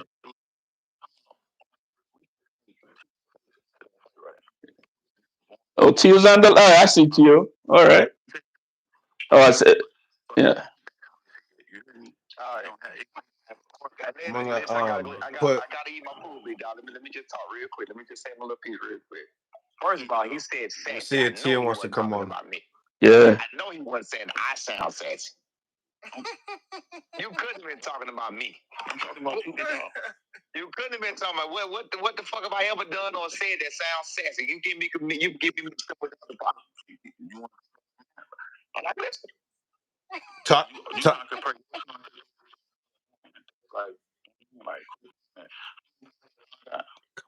Whoever's on, it sounds kind of muffled. Oh, that's Senior. 24 years old. It's the way he talks. I talk sassy. Brian, bro, I ain't never say he wasn't a good fighter. I can't, bro. I play right tackle for University of Illinois, bro. I can't go on that training camp and do what I'm doing. I'm just looking at, bro. I'm a fan, bro. Look at how you talk. I look at everything you sound, bro. So wait. So how was it that I talk? What do I say every day? What do I say to sound sassy? Yo, HLD, I'm gonna tap you out. Yeah. I'll tap you back in after. Está bien, hermanito, no problem. Go ahead. Go ahead, my bad. Senior, chop it up. Bad man, what'd you say, No, bro? go right ahead. I'm sorry. Yeah, I want to hear what I say that's so sassy and so crazy, because I keep hearing people say crazy, but nobody can tell me nothing I say crazy. Nothing. I can tell you one thing. I let you, bro. Like, you want to go for it. Like, you sassy, bro. It's okay. So look, you feel the I about it, though. You feel about your son. You heard when somebody say something about your son. But like you the internet, bro, you respond to everything Floyd Schofield Senior did. I do that. Again, I got food. I got food to give, but check this out right here. First of all, no. The only thing I respond to is things that I can openly and factually prove wrong immediately. I don't respond to opinions. I don't respond like when you saying that when somebody say something bad. No, I don't give a fuck if somebody say something bad about myself. I read that shit all day. That's your opinion. Your opinion is your opinion. I don't give a fuck about what you think. We're going to prove different when these boys ready to prove different. The only time I get involved, the only time I say anything or respond to anybody about is when it comes to facts. When it comes to who's scared, when it comes to who want to fight, then I'm gonna post a fact and I'm going to let it go. Even when it came to Teofimeo ducked the shit out of us. In front of everybody. I came out, I spoke facts for everybody, for punch draw boxing, for everybody that had something to do with it. It was like, Tio gonna do this, and Tio, I was like, shit, too bad he don't goddamn feel the way you feel, because he ain't trying to fight us. Okay, yeah. Boots, same way with Boots. He ain't trying to fight us. Boots, they just came out. That led to my. It's about to lead to my. So I'm gonna tell you, they just called us out last Sunday. They know we got to fight in Japan. They called us 4 weeks before our fight. Say let's lock in for the end of the year. They made this whole big hoorah on the internet after him before his fight is saying, I'm focused on staying on this. I ain't focused on that, but this fight, I did with everything. Like they was asking about my son, they was asking about everything. He would not speak on none of it. We tried to do the same thing. We was not giving that respect. So I said, okay, cool. 2 days later, we go back, reach back out to Eddie, reach out to his daddy, I reach out to his brother, I reach out to whoever the fuck I can reach out to. Guess what? They don't want to fight no more. They don't want to talk no more. Nobody. Eddie hit back and said he gonna call tomorrow. Tomorrow was last Wednesday.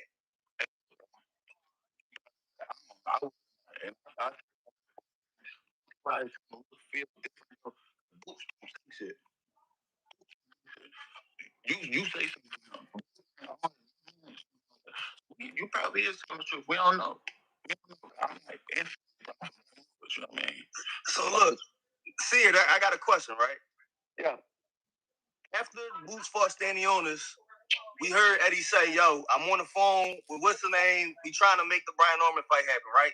We talking about what's the name? Right after Boots fought Stanionis, that's not what right? he said. That's not what he said. He said verbatim. He said, I watch everything and I know everything that's said. He said verbatim. I talked to Bob. They want to make the fight. They then pan over to Boots and Bozy, asked him, right, what do you think about Brian? They said, wait. Exactly. They said they don't want to fight. So look, yeah, go ahead. The 2 weeks in between at the end of Boots' fight and before y'all announced y'all fighting Jen Sasaki, right. when Eddie said he was talking to Bob, what happened with them conversations? All right. 2 weeks I got you. He said, I spoke to Bob. We want to make the fight. We waiting on to see what they're going to do. He also said in that same interview, he said, Boots is looking to come back in September. I said on here, I said everywhere else, we want to be Boots' next fight. He may not. Nope, we lost you.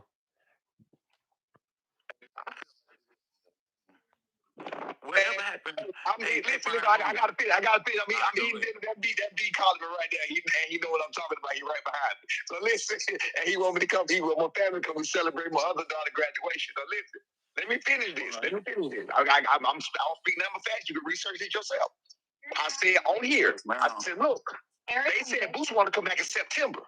We can't wait on Boots to go fight in September. We can fight if Jensen can come fight off us a fight in June. We can get that fight and fight in September. We just fought in March, at the end of March and in June. We don't. My son young. We don't mind fighting in September too. You see Eddie now, Sam, locking in for the end of the year. We cool with that. We're not disagreeing with anything they're saying. We're not disagreeing. We're not trying to hold him up. Even with the Tio fight, we don't want to hold him up for that. Go get your brand. Go get your money. Sign up with us for the end of the year, just like you said you wanted to do. That's all we saying. I gotta go, man. I'm gonna holler at y'all boys, man. I gotta go. You already. Right. Salute to y'all, man.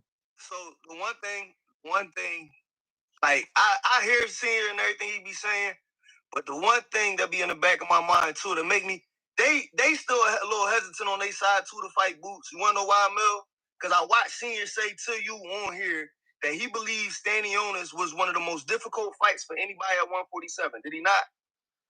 Yeah, he believes that he was a difficult fight. Yep. And then and he seen what Boots just did to that man. Somebody that he said out his own mouth that he thought was the most difficult fight for anybody at 147, including his son. And the top dog just made him look like nothing.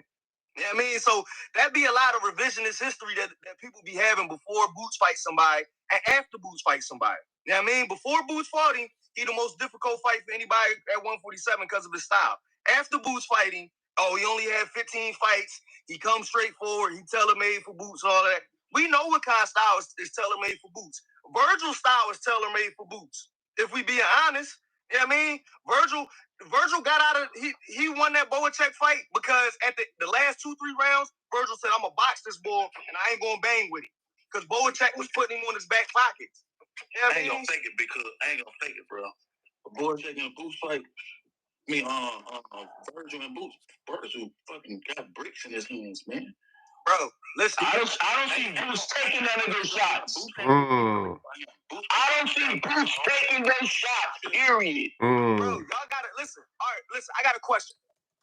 Who in boxing? And you ain't got no dog in Ortiz either. Let me play these dogs. Outside of Shakur Stevenson, who in boxing right now do y'all think get hit less than Boots? Honest question. Outside of Shakur Stevenson, who in boxing right now do y'all see get hit less than Boots? He ain't gonna take Ortiz shots, period. He gotta hit him. He's gonna smoke him. Virgil Ortiz would have to hit him. Y'all make it seem like There's people. I mean, I think Bam Rodriguez is. I don't think he gets hit a lot at all. Yeah, I don't think Bam Rodriguez gets hit a lot at all. But listen, Mill, that's one name, right? You know what I mean? Does Inoue get hit a lot? I mean, he gets dropped a lot. We've seen, right, getting hit a lot and getting dropped is two different things, but we've seen people drop anyway and him get back up and finish the fight off. I saw Curry put hands on Boots. That's all I gotta say. We've seen Boots get hit flush. And that man ain't take a stumble.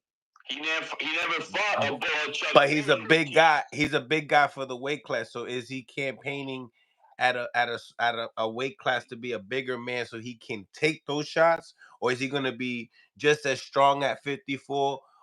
That's why you want to see him at 54 too, right? Because of those reasons. I would love to see him at 54. So listen, even if he move up in weight, are we going to say that his skill is going to diminish any? Like, no, don't move the goalposts. We're talking about taking shots. When he goes up to 154 and has to handle some 154 breaks, is he going to be able to handle that? Is he going to handle Erickson Lubin's punching power type of deal? What I'm saying is they still got to hit him. Right. Is he going to be able to take it? Okay. Yeah, no. I saw him get stopped in his tracks by Karen. You didn't see him get stopped in his tracks. You seen Karen. You seen Karen box him as well as anybody. Karen put hands on him and stopped him a couple times in his tracks. I didn't think he bucked. You didn't buzz him like, oh, he's drunk. Stop him in his tracks. He stopped him. He stopped him a couple times. Like, oh shit, I gotta regather. Listen, and I'm telling you right now, it's a reason why ain't nobody at 147 in a rush to fight Karen. Y'all, people talk crazy about Karen because Boots fought. Now he's Majimov. Nah, he can Now he's Majimov. he could fight. He could fight. Karen got 3 losses and 2 of them is against Boots. Y'all ain't seen a lot of people just do whatever they want with Karen. Then why is he ducking Teo than Boots, man? Why is he not taking that assignment? Diablo. It's not a soul on this earth I believe is ducking Teo. Bro, if he doesn't take the I did a poll. There's some people that believe it, some people don't. I'm offering you money. You got no job right now. You're on your couch, my man, right now. You are on your couch. You're in your car. You're in your car. And you got no job, no money in your pocket. And then somebody comes in and says, man, I got a job for you. Then, oh shit, it's the most amount you ever made. You don't want to take it because what? Your assignment is a little bit too tough. That's what it is right now with Teo. You got nothing else going on. That's not what it is. You got nothing else going on. The thing is, I'm calling it spade a spade. He has nothing on the table. There's no other hypothetical fights. The only fight that a real promoter is offering right now is Teofimeo Lopez backed by Turkey Ali. What you gonna do? When they come for you. Did Bud duck Teofimeo? Hey. He's fighting Canelo. Bud, Teofimeo called out Bud way before he decided. Yeah, but no contract though. No contract. There's nobody offering for that. There's no money. No contract. You gotta give him that. There's no contract. That's what it is. Is like we're on the air. He, like they said, 54 or Teofimeo Lopez. We in the fucking flow. That's all I'm saying. The difference between Teo and Bud is that nobody offered a contract. There's a contract with the most amount of money that Boots has ever made. Per Eddie Hearn. Boxing nerd in the building. What's going on, man? Yo, what's going on, brothers? Well, let me just counter what HLD is saying. He told us what he was going to do at the end of the Karen fight. Like, he told us a post-interview. He said he might go to 54 if he doesn't get unifications. He's only here for unifications. He's not staying for anything else. He's not going to get anything from Teofimeo. Teofimeo fought Loma when he was injured, and he fought Josh Taylor when he was wagering. Those ding, ding, ding, ding. Two of his biggest fights have asterisks on it. So what are we? No, you make him an asterisk because you don't want to give him his credit. The pound for pound player. The only guy who's got two pound for pound guys on his resume that he smoked. Josh Taylor already lost to Jack Catterall a fight prior. Two pound for pound fighters he smoked. And on top of and again, Boots does not have no other fights on the table. He doesn't have a championship fight at 147, and there's not a championship fight at 154. The man does not take Tio. He's a dog. Why Tio won't go get his get back from that Australian? What are you talking about? What you mean? What I'm talking about? Why he won't go get his get back from that Australian? That bro, that was 5 years ago. Get your get back. Why he won't? You got a great ready for that? I'm sorry, bro. Are you guys GED educated? There's only money for one on the table. HLD. Does not make sense. Yeah, HLD. Got a great resume that he can fight. Devin Haney. Devin Haney, the marathon track star Haney that everybody wants done from boxing. Did he win the fight? Everybody wants him done from boxing. You can talk about Devin Haney running. Why Teofimeo ain't stopped that bull? Why Teofimeo ain't stopped that bull that he wanted to punch on and then dance around and couldn't finish the job? So now you're only a Tank Davis fan because now you think that winning a fight is by knockouts? You talk about moving the goalposts. Talk about moving the goalposts. There's only one fight on the table. You have like one of these customer service idiot guys who comes to you and says, why are you something that does not exist? Yo, this is McDonald's. I don't sell Chinese food, motherfucker. So this is what it is. What we have right now is there's only one fucking contract on the table. Simple as that. Yeah, my son who's a very keen understand. Hey, this is the only option you got. You know, we start crying and pouting. Listen. It ain't the only option he got. Trust me. It's the only option. Because the other two champions are busy. I'll say this. Haney is as tough, his Boots and Teo's toughest fight at welterweight. Yo, man, throw Devin Haney in the trash. Devin Haney needs to ask his godfather for a fight. What? Let me explain. Boxing. Yo, HLD, you gotta give Boxing Nerd the mic right now. He can't just say that and just block him off the conversation. Listen, explain to me.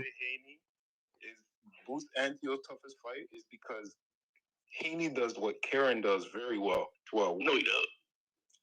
He moves laterally, and he has good footwork. He has a great jab. He does run laterally. Counter very well.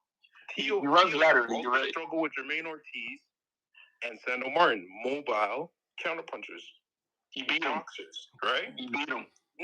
Those are two asterisks on the state. A lot of people. But what about the second fight with Karen? Karen fought a different fight. He fought more on the inside. He fought a very great fight in his second fight. You know, that's a fight that the only time we've seen Haney fight something close to that was with Loma. But I mean, you can't expect Devin Haney to do that to a guy like Teo or Boots in the inside like that. 165 pounds fighting Loma. But anyway, I don't want to cut you off. All right, so you was talking about the lateral movement. Go ahead. And he boxes very well. He does a lot of what Karen does to another level. Okay. And he's a good game planner. Like, he does a lot of film study. So I feel he'll look at Teo's flaws and Boots' flaws. If you're not coming in, they're not the greatest front foot fighters. You get what I mean? They don't cut off the ring the best, per se. And Devin's going to be on his feet. I think he's going to be more active than he was against Ramirez, of course. But those things do add up. And I think that's why it's good. You're going to have to catch Haney. And if you don't work on nobody wants to see that shit. Cutting off the ring skills, then it could be a wash. It could be yo, man, there's not a soul on earth who's willing to pay $5 to watch Devin Haney. Who wins fights? Nobody cares. I don't care if you win fights, bro. Listen. Hold on. Cardenas lost against Inoue, right? He got knocked out by Inoue, Cardenas. But guess what? I'm a fan of that motherfucker. I watch him fight again. Listen, he comes to fight. People, HLD, a lot of people don't want to pay to see Teofimeo. The only reason they watched the last one was because Ryan Garcia and Devin Haney was on the card. That's the only reason. That's the reason why Teofimeo was the first fight of the night. It wasn't like Teofimeo wasn't co. What is Devin Haney now? In the toilet, bro, ready to get flushed. That's not my point. My point is a lot of people didn't want to see Teofimeo. We don't have a fan base. Teofimeo. You hear that? Do you feel that's the truth, HLD? Do you feel like a lot of people don't want to see Teofimeo Lopez fight? I don't know. They should, especially for those who, with all the shit that Teo been talking about. You should be trying to send out Superman to beat the shit out of Teo, but you guys want to send a damn Chihuahua who's scared of his own shadow. That is just some crazy shit. HLD, if he really was the big star that you think he is, he wouldn't have to go to the race meeting. Good point. Good point. Good point. If Devin Haney is such a draw, why is he only contract on the table with Teal and Boots name, and Devin Haney has been blocked by Turkey on the street after robbing his money? Because the winner of Ryan and Devin was supposed to meet the winner of Teal and Boots at the end. Turkey got them on block. That's why you got Bill Haney acting like a desperate guy looking for some bread on all the media, bro. He's got his son's resume on Twitter, hoping that Turkey recognizes him again, bro. Bang? That's nasty. Bro, they're starving bread and water right now for them, bro. Bro, Teofimeo is doing the same thing. It's HLD, hold on, don't cut them off because then the sound look crazy. It's 8 fights out there for Teofimeo outside of him calling out Boots' name. There's no money behind it. You talk about money behind it, bro. The only money behind is more money with Teofimeo calling Boots' name out because of Boots, not because of Teofimeo. Teo doesn't. I don't see nobody putting a contract with his name besides for Boots and Teo. That's because Teo ain't a draw with nobody. My man said that Devin Haney won. So why didn't Turkey say, you know what, Devin Haney and Boots? Because Ryan and Devin were supposed to. No, but you move on. It's over. That fight is over. Why didn't he say last week in the press conference, you know what, Eddie Hearn, please work on Boots and Devin Haney? He didn't do that. He said, I want Boots and Teofimeo. Why? Well, listen. Why Ryan Garcia and them ain't saying Boots' name no more? But we don't care about that. 4 days. Listen, 4 days before Ryan Garcia lost the Rolly, him and damn, why I can't remember everybody's name? Him and his promoter. I can't remember the same thing. Who's promoter? Oscar. Him and Oscar. Oscar De La Hoya? We think Ryan beats Boots. Boots will punch that man out the ring. Like, stop playing with him. There's no money now behind it. Bro, no, it's a lot of traction in saying Boots' name. It's a lot of YouTube views in saying Boots' name right now. But that's the reason why Teofimeo was saying his name. Turkey. Bro, my man, stop that. Bro, y'all know Turkey put on a weekend of trash cards. And Turkey has a contract right now. It's not calling out his name. He's got money behind it. Yep. You don't get that, my man? Bro, Turkey got money to blow. Turkey don't. And he offered a contract. He didn't offer a contract. He got money to blow. Just because you got money to blow. He didn't offer a contract to Devin Haney. He offered a contract for Boots and Teo. Get that through your head. That's the only option. No, what I'm saying. So you're just saying because you got money to blow don't mean you're a great match. No, it's the only contract on the table. I can spend millions making trash fights too if I had it. Now you're talking about your manager. You want to go into but when you're talking about that there's money on the table to make a fight, are you going to take it or not? That's the problem. That's another thing. That's another thing too. Like, you got to cut that out. If Turkey wants to fight, it don't really matter. The attendance at that point. It doesn't. And it's not like he didn't say it. He's legitimately said he wants Teofimeo and Boots. So it's like, as us fans, we just like, all right, let's do it. Let's do it. And you're cool. getting paid. It's not like you're not getting paid. Yeah, because but I hear what HLD's saying. Like if you look at the top guys, as far as you know, if Boots and Haney are such a great fight, then why didn't they put that fight together? Because it's like he did win. You know what I mean? So why wouldn't you put him in there? But in the same time, it's like, why are you gonna put Teal? More entertaining, clearly. Good draw. I don't know about the draw. Why I think he doesn't have a fan base. He's not a big draw. Teal's not a big draw. No, Devin Haney's not a draw. The reason why I think he's putting Teofimo's name out there is because Teofimo is the only person that came through for him in that Madison Square Times Square card. That's the only person that showed up. Nah, but there was like a three. What it was it HLD a 3-fight deal that they set up? This was the turkey plan with the Times Square. It was, obviously Devin Haney fight and Ryan Garcia. If they win their fight, they would have the rematch fight. If Tio wins, it's to fight Boots. Then when Devin Haney and Ryan Garcia wins, the winner of that fights the winner of Tio and Boots. That's what was this whole tournament that he had. There's just so much smoke at 40. I just don't understand. Yeah, Matias, Gary Antoine Russell, Richardson Hitchens. Gary Russell will beat the brakes off of that boy. Yeah, like he got whipped by Player. Okay. Yeah, he went and got his get back. He went and got his get back like your man didn't with that Australian. We didn't get his get back. What get back? Who? Gary Russell ain't go beat the boy that beat him? No, man. Not yet. No. Who he just take the title off of? For Rayo, bro. Rayo Venezuela. The worst sanctioning body, he had 140. Damn, you nasty. You know that, bro. Yeah. The leadership of WBA is trash. Gary Russell still beat the dog shit down out of Teofimo. But Turkey didn't call his name out. Turkey's not a great matchmaker. Hey, he's the one of the greatest matches and then not delivering. He's giving us a preview with Deontay and AJ. Turkey is great in pre-promotion. Bro. All these guys don't want that smoke with Teal because they know that if Teal puts that on Boots and takes his title, holy shit. 3-time lineal, all-time great status is what we're talking about. HLT, I have a question. So break that fight down. How do you see Teal winning? He's a very small. I was telling Mills earlier that the first thing Teal's gonna have to do is gotta negate that jab from Boots. If he doesn't negate it and let that jab land like Stanionis was just letting him get smoked with that jab, it's gonna be a long night for Teal. But Teal's not a punching bag like Stanionis. Teal be saying the same thing he said before after a fight. Do I still have it?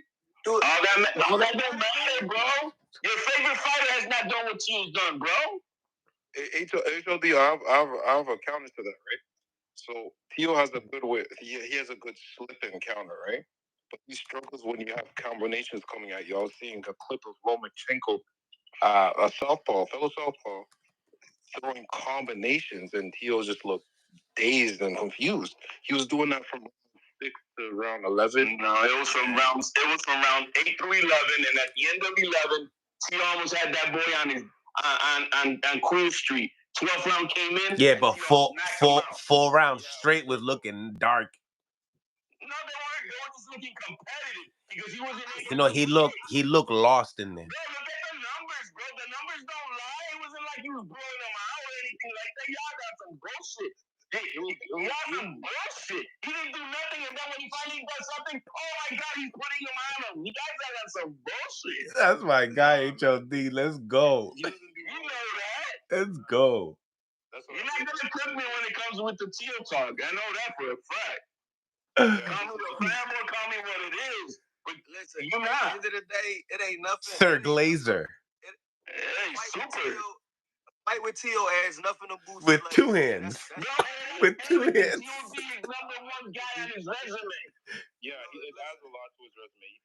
He will be the only man in boxing today that has defeated 2 pound-for-pound guys. The only man. 2 pound for pound guys that don't fight at his weight class. He beat two guys that's smaller than Boots. Can I break that down again? Loma was injured, and Josh Taylor and Taylor was injured. Why wasn't he injured when he was throwing punches? What is the excuses there?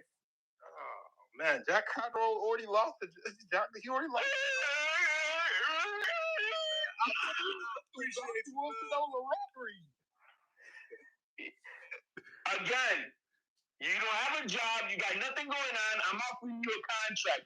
If you don't take it, you lazy, man. Listen. Tea and Smoke. Appreciate you, Mills. You got it. For having me on, bro. You already. Y'all have a good night. Stay blessed, brother. Thank you for tapping in. Pleasure chopping it up with you too, man. So, Bill, how do you see the Boots and Teal? Yeah.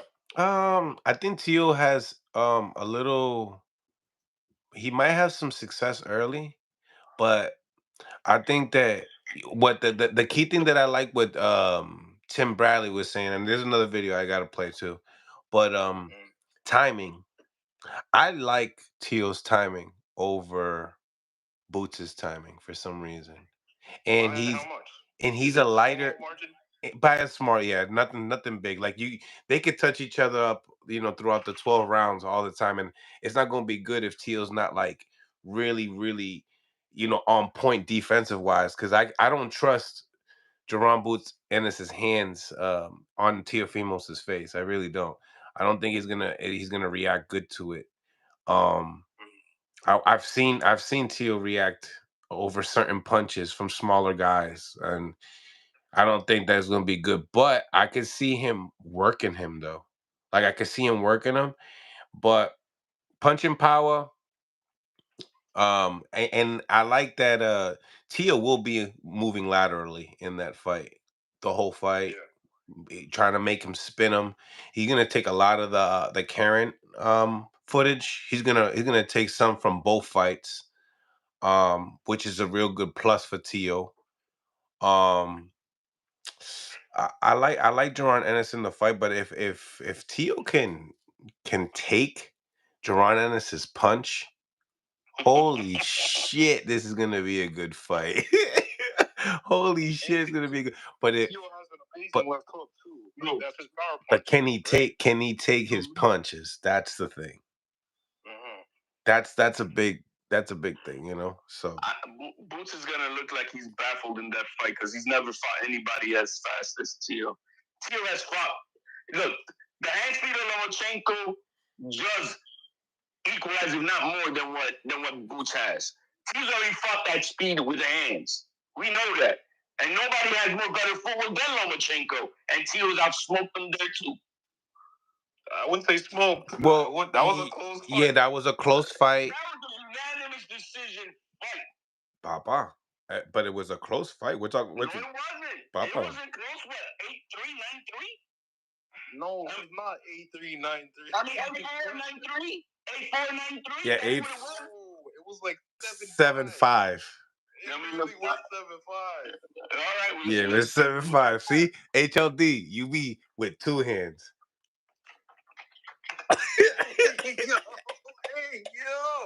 With the two hands, yo. But nah. He's talking about the same guy. He thinks that Matias is the guy.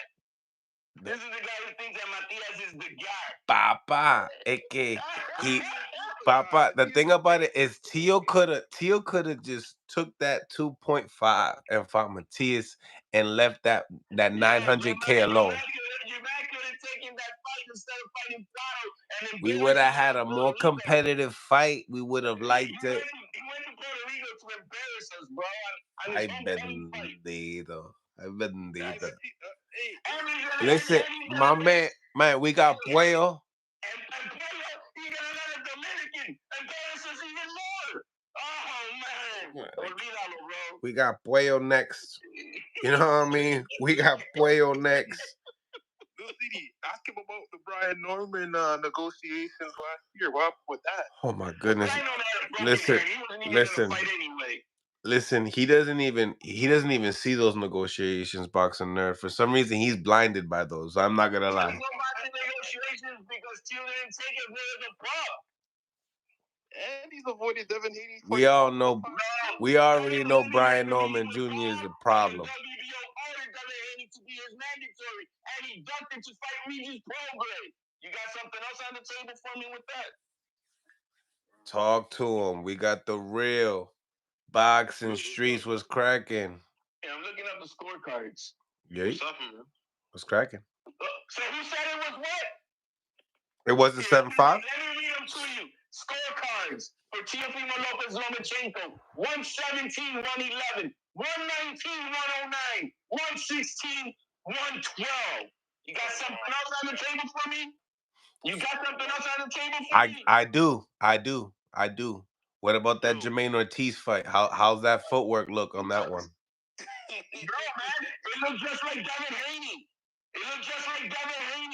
Running for his life. Yeah, it looked like running for his life. Chacho, Jermaine estaba poniendo those combinations. Hey, did Jermaine Ortiz run like that in his last fight, bro? 119, 108 is corruption. Corruption. Now we're gonna move the goalposts. Now we're moving the goalposts. Nah, man, no boxing just get it wrong. All right. So we have a 116, 112. You got something else? It should have been 115, 113. Bro, you just got spanked with your BS, bro. No, man. Hit that like button, y'all. Very wrong. Hey, I get it that you're bleeding like a motherfucker. I get it. Yo, you know. I get it. Bill said he needs to do a watch along. We need to do a watch along of that fight, or some of the fights, some of these fights. Yeah, nice. No, we do, and we gotta have, you know what I mean, the hood rankings. And Norman Senior, that's the only rankings that matter. That's the only one. All I know is that Boots can. Oh, damn! The live went off. Smash that like button, yo. Actually, it's about that, almost about that time. Let me start this back up again. Hold on. I got y'all. Something went down. You know what I mean? Malfunction. We're good though. We're back on it. A few more minutes. Smash the like button. Subscribe to the channel if you guys haven't. Reset those super chats. And let's get this flowing, y'all. Appreciate you guys for tapping in as well. Always appreciative, man. We got over 100 people on the YouTube. Smash that like button, double tap the screens if you're on mobile devices as well. And you guys are more than welcome to call in. What's going on, boxing? Boston boxing news. Salute to you. The real Amsterdam Street. What's going on, champ? What's up, man? Let me turn on my light. What's up? What's going on?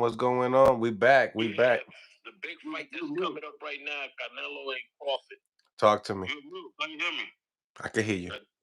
Canelo and Crawford. That's the big fight coming up right now. I got a feeling that Crawford's gonna stop Canelo. Talk to me. What do you see? I ain't gonna lie. Like what he's saying, I've been having some visions a couple of days like that. Cause Crawford hit different. Crawford throws punches. Vicious. No. The reason why I say that because Crawford is a counter. Yeah. See what I'm saying? Yeah. Crawford counts. Canelo counts too. So, but it's gonna be an interesting fight. But my thing is just like GGG hits harder than any other fighter.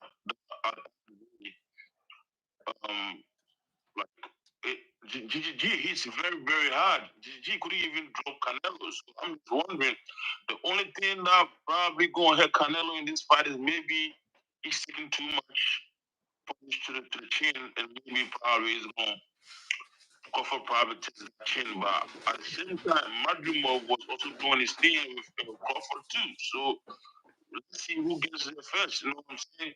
Probably be if Crawford is able to hit him, it's going to be interesting. But if Crawford not able to hit him, it's yeah. So we're gonna be, we're gonna be bringing that. I'm gonna be talking about this also on Thursday. next week Thursday, because next week Thursday when I start broadcasting myself. Nice. And it's going to be on Instagram. I already got the name of the title of the show called What's Happening in New York. I'm going to give everybody a chance to speak and everything. That's next week at 8 o'clock. And like I said, Crawford's going to be a good one. And then Clarissa Shield, I think she got a fight coming up too. Well, I ain't gonna lie to you. I feel like Clarissa is kind of like creeping right now. Ooh. I feel like she's creeping right now. And the reason why I'm saying that is she's creeping right now is I think her relationship is getting in the way of her boxing because she doesn't have John David Jackson right now. Oh, you don't like Pat Poose doing the pad work? He don't passes the test. No, that shit is bullshit. Listen, I ain't gonna lie to you. If any top tier fighter want to get class shits, no, she creepy right now, bro. I ain't gonna lie to you. Clarissa Shield, she got power. She got power on her head. It looked like she do. Her resume don't show it. She got power. She got power. But there's one thing she don't have, and that's footwork. Her feet. Yeah. Yo, Jake Paul is putting an amazing card for the Katie Taylor and Amanda Serrano. That whole card is 6 championship bouts for women boxing. Salute. He's doing that. Hey, congratulations to him. But and then he's about to fight Chavez's son. Yup. The thing is, him and his brothers, they're not boxers. They're not fighters. Yeah. Let me tell you something. I got right now kids, teenagers in the gym right now, busting their ass, training, excuse my language, to get there. And these guys come out of nowhere and come on. You get what I'm saying? Bro, what you gotta realize is this, right? Right now we're in the era in boxing whereby it's not about how hard you work in the gym no more. It's about how hard you marketizing yourself. Like you gotta sell, bro. Like this not back in the day whereby Reggie Bull ain't supposed to even see nothing and it's going to sell G.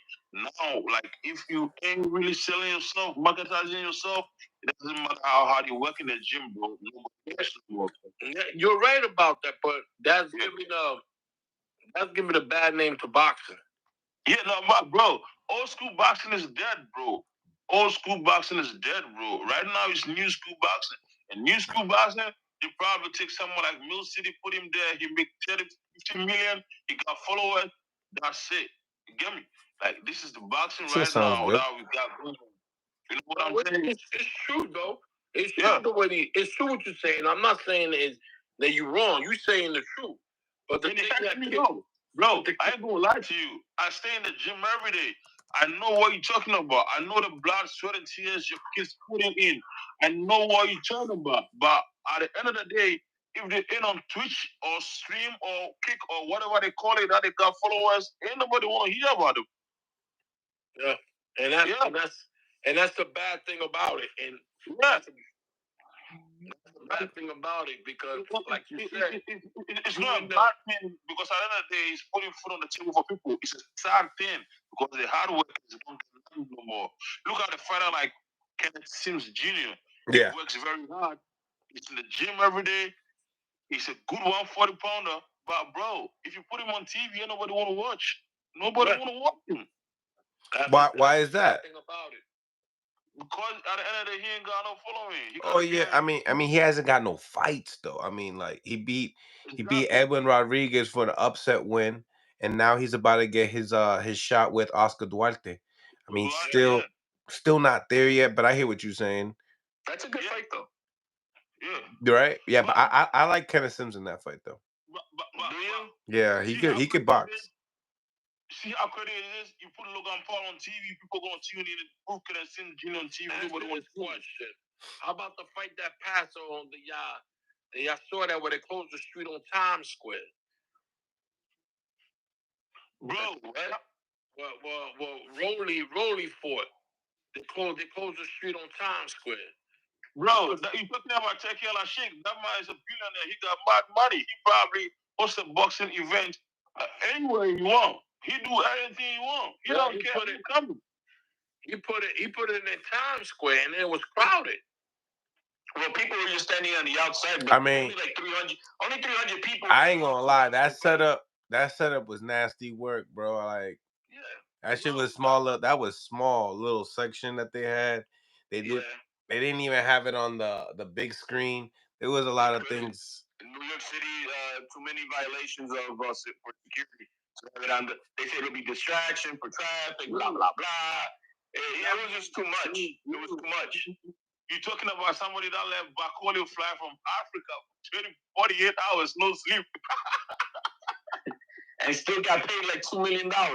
You're talking about somebody that just told Jaron Anderson, get rid of all your trainers. I want you to go train with Sugar Hill and you fight him Bakoli. Get him knocked out. No, it's true though. It sounds funny, but it's true though. Yeah. He tell you what to do. He tell you what to do. And he give you the money to do it. And that's it. Yeah. And people don't understand that. Yeah. Nobody understand that. Bro, he actually fucked up Jaron Anderson's career just like that. Yeah. Jaron Anderson was already fucked up with his dumb ass. He's already a trash fighter because he doesn't have the heart of a warrior. He doesn't want to be in boxing. They actually asked him, Bob Bam asked him like a week or 2 weeks ago, CNN, like, he's not sure if he even wants to fight. The guy doesn't want to fight. Yeah, but what I'm saying is this, right? If he got his undefeated record taken away, and that what money does to you? So bad. That's a career-ending beating. You know what I'm saying? Not for a heavyweight champion. For heavyweights, a loss is not a big deal. In my opinion, it's not a big deal. Not in heavyweight. You know what I mean? And the thing is that this kid, he was in a fight and he was complaining that the trainer told him, hit the guy in the body. He's like, no, because if I hit him in the elbows, it hurts my hands. Yeah. Like, what? Yeah. He said, you know I don't like hitting elbows. You know I don't like hitting elbows. Now you want to say something. He doesn't want to fight. Look, God bless him, but that kid is not mentally prepared to be in the ring, and he will get himself killed. That's what I'm saying. Like, Teofimeo Sheik just fucked up his career just like that. No, man, he made his money. That kid was not going to be anything no matter what. Because he never wanted to be a boxer. That's what I'm telling you. Guys, we got... He only did it for the money, but he doesn't care. Guys, we got Michael Fox tapping in with us now. Oh, wepa. Mike, we back. What up? The signal is perfect. Excellent. Yeah, we can hear him now. I got a full panel, so let's get to it. Well, listen, I'm gonna say congratulations because, you know, I feel like you had a great performance, man. I feel like it was gonna like change your whole career. And I woke up my girlfriend at night, tight as fuck. Yeah. So I want to say, you woke up at like 2 in the morning because I ain't walked to the ring until about almost 1 on East Coast time. So my man, you even dropped him and everything, dog. I was like, yo, so yo, they try to rock. Like, come on. Ain't no try to it. So what was the excuse? They thought it was a slip. Yeah, look. So you know, Thomas Taylor. You know, it was at his discretion. He the ref, and he's like, no, that was a push. I'm like, this mother came in overweight. I can't push him with one hand. It wasn't my hardest left hand, but this is my thing. If you go flying and you leaving your feet to try to hit somebody and you get caught in midair, it's a motherfucking knockdown.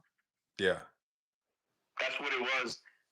He got caught with his feet across each other. You know what I mean? The tap was easy, but it's a drop. I don't care what it is. A drop's a drop. A drop is a drop. Shit. Taking a knee is taking a knee. You know what I mean? Shit. So anyway, tell me, what's your reaction on fighting Boachuk now? You know, as far as, you know, watching him as a fighter and now sharing the ring with him. I mean, he's a good fighter. He's strong and everything, right? But in the midst of our fight, I realized I'm like, I'm like his feet kind of all over the place. You know, man. He's either if he's not coming forward, you know, he doesn't. He kind of even when he's coming forward, he just kind of lumbers forward. He's not like like you were on the same Ukrainian team with Alexander Vazdik, Usyk, and Lomachenko, and all them Bama's got good feet. You know, they got good feet under them. You know what I mean? It was just it's just a tad surprising, but he is strong. I will give you that. I'm still nursing a few of the wounds. I got the color back on my eye a little bit. So I mean, you know, it was good work, and it was, you know, it was awesome to share, you know, to do battle with him, and man, hey, you know, I mean, I think, you know, I think if we fought again, and he came in on weight, you know, I mean, I would the story would be a little different. Plus, you know, we were in his promoter was footing the bill, throwing the show, so things like that, I think that came into play as well. Brian Norman. What's going on? Bernie the Boxer in the building. Hey, Bernie. Oh, Hey, I man, heard somebody say congratulations, Brian Norman. Mike. Shout out to Brian Norman Congratulations, Mike. Senior and Junior. They was in attendance, man. I think he Uh, out there running camp. So He's you here know. right now with us. Oh, he in there? What Yeah. up, Brian? Oh, Yo, Senior, he's congratulations, Mike. That was beautiful, bro. Thank you. I Good appreciate that. boxing, Michael. I appreciate that. That's And true. hey, look, that means a lot. If y'all know how me you and, say? and Brian Norman started, then y'all know that means a lot. tell the people tell the people how that went down, because for the ones that don't know. Oh yeah, me and Brian Norman Jr.'s name came up in the same conversation. So so Brian Norman Sr. was asked about it. I screen recorded it, I edited it, and made it look like, you know what I'm saying, they were scared or whatever. I know they wasn't. I'm just picking at this time. I'm 2 years out of the ring, so I'm trying to pick a fight with anybody. And it finally get back to him. He like, oh nah, we on our way up to Maryland. We said we on our way up to Maryland. We gonna see about that. And, you know, we got it. Me and Brian Norman Jr. got a good. This is me and Brian Norman Sr. talking back and forth. But then we got up there. Me and Junior did 10 rounds, and, you know, it was good work. We've been pretty cool since, man. You know, for me it was always just trying to, you know, get back active and everything. And you know, Brian, like I said, our name came up a conversation, so it would have been anybody. But man, shout out to Brian Norman. So for him to be there, ringside, telling everybody I got robbed, and like going to the other people in the crowd like that was a robbery. He was the Mexicans was out there saying, "Oh, they first got robbed," and, you know, so I mean, so shout out to Senior. That's what's up. Hey man, I lost my voice. I lost my voice talking that shit, man. Yeah, I heard you. You was like, I heard you. He was sitting. Look, he was sitting right next to my cousin, and then they behind my corner, so I hear all of them. I hear my father, my cousin, and I hear Senior. I'm like, and I can hear everybody say, "Good job." I'm like, yeah, okay, we must be boxing this nigga. And that shit, man. I can't believe they did that, man. That was fucking insane, dog. That was crazy. Yeah. He had. I think he, you know, that's his adopted hometown or whatever. I think he got a little bit of cooking. So my question to you is, my phone just died, so I gotta go start this whole thing up. But my question to you is that I guess you guys had you had an interview after the fight, Yeah. and he said something to you, something about on the lines of, you can't do that, you can't run around, some shit like that. Yeah. So right as they're announcing the winner, and I mean, you see how he got his head down. He wasn't sure he won that fight for him to be talking like that. Right. But he said, this is boxing, not running, or something like that. Holy shit. And I bet, like, he said that kind of to my father. I wasn't really paying attention, and my father was like, he said you can't run, you must box or something like that. My father said you can't miss weight. You know what I'm saying? He blew two contracts. He blew 154. We signed the fight at 154 at the beginning of April. Right after Easter. I guess he enjoyed his Easter because his crew was asking, can they take the weight up to 157? You know what I'm saying? Okay. So they was all games. He said they must have had a good Easter. Yeah. Right. Look, I swear, either the Monday or Tuesday after, they're like, "Yo, can we send it up to 157?" By this time, you know, I'm in camp. I'm doing what I gotta do and everything. But like, I already didn't have to cut as much weight to get to 47. Like, now y'all gonna give me 57. I said, man, y'all give me some extra money. I'll give y'all an extra 3 pounds. And then we get out there to the event. We at the weigh-in. Yep. Well, no, the day before the weigh-in, they like, yeah, my promoter Tony Jetta hit me. He like, man, they're saying he's stuck at like 62. You know, man, he can't really. He's having some trouble making a weight. They send a dude to my room to get a weight check. I wasn't thinking about it at the time. They send a dude to get a weight check. I'm at 56 already. You know what I'm saying? So then they go back. They probably must have run and told him. I told Tony, I said, Tony, look, tell them I'm gonna be at the weigh-in tomorrow, on weight, and we'll just handle it then. So we get there, right? He's in there. He's in flip flops, he's pants and a t-shirt. He's done trying to make weight. You know what I'm saying? He said like basically like, Tom, go handle that. And that's essentially what you're saying without saying it. You know what I'm saying? Mm-hmm. So we're there for about an hour and a half. He all boo loving on his wife and shit. Like, you need to be boo loving on a treadmill right now. But but he, he's sitting, he's chilling. You know what I mean? Glasses on, just kind of, you see his face is sunken in and everything. But whatever. An hour and a half go by. Tom gets my dad. They over there talking, and he's like, "Yeah, he's at 159.5 right now. We want to move the weight again." Da da da. And we're like, "Hold on, man. Like, my father's like, this my thing." They're like, we've been here about an hour and a half. We're coming up on 2 hours. He been sitting over there. He's not even trying to make weight. He wasn't late to the weigh-in or nothing. Like, if I saw some, like, basically my dad, like, man, if I saw some effort, I might be like, yeah, okay, well, let me talk to my son. So we talking. They like, we was about to be like, nah, Joe, we gave him an extra 3 pounds. We out of there. And he said, well, if your son don't fight, he don't get paid. It's time off playing hardball. And I'm like, and he come back before I'm like, Joe, I don't walk on this fight, Joe. It's like, this is his main event. He got to explain to all these people why Boacek is about to fight. Then they came back, added another few grand onto it. So, man, we'll give you this if you continue to fight. And then I was like, all right, so give me that extra money. We're gonna weigh in here. And I said, my father put a rehydration clause on him. He can't come back to the ring higher than 174. He come back higher than 174, we gone. Next day, no, so the rehydration clause is until so the second weigh-in is gonna be at 5 p.m. So the night of the fight, fighter check in. As soon as he checks into the locker rooms, boom, he's getting on the scale. He comes in at 173.9, so he cut it very close. And I mean, like I said, I anticipated him already being heavier. He fights a weight class above me, but to blow 2 contracts, you blew 2 contracts. That's very unprofessional. I mean, you're too good of a fighter to kind of be doing that. Like, a lot of people wouldn't have given you that much weight. Me personally, I'm still a fighter. I try to use my brain as much as I can, but I'm still a fighter. So I'm like, but I thought skill for skill, I can beat Cuz, but skill for skill at 154, I knew I could beat him. So now we got to make some last minute adjustments and things like that. I got to, I'm in the ring. I'm feeling my way through it. I'm like, yeah, he kind of heavy. I can feel the weight. The goal was game plan was to start. We moving like I was doing, and eventually take the center. But I couldn't really hit him with nothing that was that kind of put him on the back foot at all. But I mean, he's like I say, he blew 2 contracts, and that's what people don't know. That's why, like, my father's like mad at the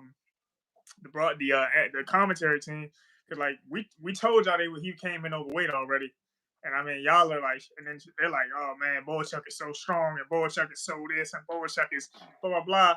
I'm like, he's also way overweight, and y'all ain't mentioned that. Y'all ain't even mentioned that. I mean, y'all on the payroll. I get it. I know who writes y'all checks, but at the same time, when it comes to like journalistic integrity, y'all gotta tell the whole story. But you know what? I knew I was on the B side. I got the B side treatment, but like I said, I know I can fight, so I go where the opportunity is. I like the performance. Senior, before you got cut off, you had something that you wanted to say. Yeah, no, I was asking him, Mike, realistically, like I said, the business of boxing, do you think that hip will hurt you? because we all saw what happened. We all know what happened. We know tall southpaw, and that can box and because you really fought him on the inside. You didn't even fight him at a distance. You fought him in the fucking circle. That's why I said it was beautiful, bro. You did so much good shit in there. So my question is, I know you got a promoter, so that's good. I was saying it earlier. I know you got a promoter, so that's good on your end. But as a whole, do you think it's gonna help you or hurt you with getting fights? Shit, that's a really good question. So that's a really good question. Just in the sense of like, I think it's gonna kind of hinder if people see that fight. And I mean, word is getting around, man. I heard you, man. I heard the Fox kid got wrong. I think it makes it more difficult because it's gonna make it more difficult. Just as I went up another weight class, showed I could contend. This nigga's a #1 contender at WBC. I think he's #7 with the WBO. He's a step away from a world title fight, and you get mixed up by a welterweight.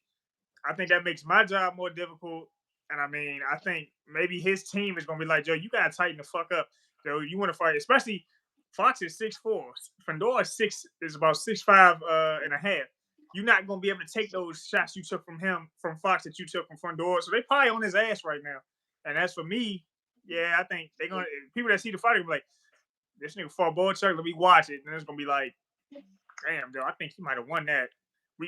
They're gonna be like, man, they're gonna say you got your work cut out for you, or they're gonna be like, we don't tell him about this fight. But if he, we just gonna find somebody else.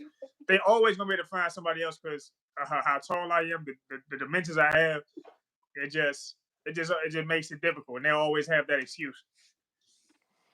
Now, you got signed after the fight? Huh? You guys say again? I thought you got re-signed. No, I was signed. I'm signed to Jetta Promotions. They're based out of Maryland. I signed with them back in July just to get back active, and then we got this opportunity. So this has been my third fight in a year, and then we're back at it again. Yeah, I remember last time we talked, you weren't signed at all. Yeah. We back. Yeah, but even after this fight, I'm back in the ring July 26th, back at home in Maryland. So I mean, that's the good thing about having a promoter. Has the date. Only thing about it, it's going to make his job more difficult. I know that. I told him from the jump, it's not people that aren't chomping at the bit to fight me. Even the opponents are like, shit, I'm not fighting that tall motherfucker unless you give me X amount of thousands of dollars. But I mean, he'll make. I know Tony Jeter and Jeter Promotions, they'll do their best. Yeah, I seen you trolling some content creators. I don't even know who the hell those people were. Yeah, these dudes, right? This dude here. I don't know. A pair of brothers that, I mean, they're trying. They wanted to go viral. They wanted some attention. They're getting it now. Okay, they're getting it now. They on my socials. I tagged them. Hopefully they're getting all the attention they wanted. But I'm like, because I just seen it. I seen it before camp really started. I'm just like, nah, I'm holding on to that. I remember y'all said that. And I mean, I didn't get the result I wanted, but I mean, real niggas know what happened May 17th, 2025. I gotta point out one other thing he did. My bad. I gotta point out one other thing he did do though. Is motherfuckers, they not gonna run for Boychuk. Nobody's gonna run for Boychuk after that. He made that shit look too easy. Exposure. Nah, real shit. I mean, yeah. Go ahead. Oh yeah, finish. We was in. No, I was saying real shit. Like, he made it look too easy, and I just don't see nobody. I mean, he hit him. He didn't hurt him. He didn't drop him. Like that second round or so. I mean, it was rough. Those were all the rounds I gave Boychuk. I gave Boychuk 2, either 3 or 4. That was it. Somebody might have said, his cousin might have said I think 1 was close. So that's why we gave him like 3 as a like the only possibility. The rest of them weren't even fucking close. You know what I'm saying? I walked away from that fight. Congratulations, Fox. I don't care what they said on that night. You won the fight. I appreciate that. Who's that talking? The HLD. It's HLD, my man. And the one thing I like, how the hell did Virgil Ortiz go with this dude? Life and death. How did you what? He said, "How the hell did Virgil Ortiz go life and death with this dude?" Man, well, I think it's just styles make fights. Styles make fights. I mean, I think at 54, I think it was a realization for Virgil that he's not the biggest guy in the ring no more. But the thing but Virgil was to me, exposed something I know I could take advantage of. So, Virgil, he's coming at you. He's coming at you, right? Stepping behind his jab. He want to be in the mix. But you got to remember, when you watch that fight, Virgil's best rounds was when he started getting lateral with him. When he started getting lateral and going side to side and sticking them with that jab, like, Boychuk was losing those rounds, like, completely. It's when they stood toe-to-toe is when he had a chance. They caught him on the way in and things like that. I mean, but if it wasn't for me watching that, I watched that Virgil fight like 5 times. And then I watched him fight Brian Mendoza and Brandon Adams. Brandon Adams was moving on him, walked him into a big left, stopped him. And then when Virgil got on his jab and started moving lateral, I'm like, that was controversial this too, right? Can't move. This motherfucker can't fight side to side. He's forward and backwards. He's front back. That's about it. So if you stand in front of him, if you can do that, I mean, cool. But it makes it a lot easier if you can get around this motherfucker. Facts. You see, you're living up to the name on your hoodie. You studied the man, and I think a lot of guys overall in boxing do not study the tape. A lot of guys, I hear a lot of guys. I don't look at tape. I'm like, what you mean you don't look at tape? You got to. Yeah, you look like you was on the verge of saying, if I didn't look at that film study, I wouldn't have been able to have the success. Well, now I know the fight style I have is more based around lateral movement, anyways. But that just reaffirmed we're seeing Virgil do it, who was normally kind of flat-footed coming forward. Seeing Virgil get on his toes made it clear for me. Like, this is gonna be the bread and butter. It showed me kind of what I already knew. I like, man, I think I move laterally a little better than Virgil. Virgil probably hit a little harder than I do, but like, as far as lateral movement, I'm like, nah, I got him. If I can keep his back foot in the air. Keep his back foot in the air. I'm gonna dance around. I'm just keep catching him with shit. Just keep walking him into shit. But I mean, the judges didn't like what I was doing, I guess.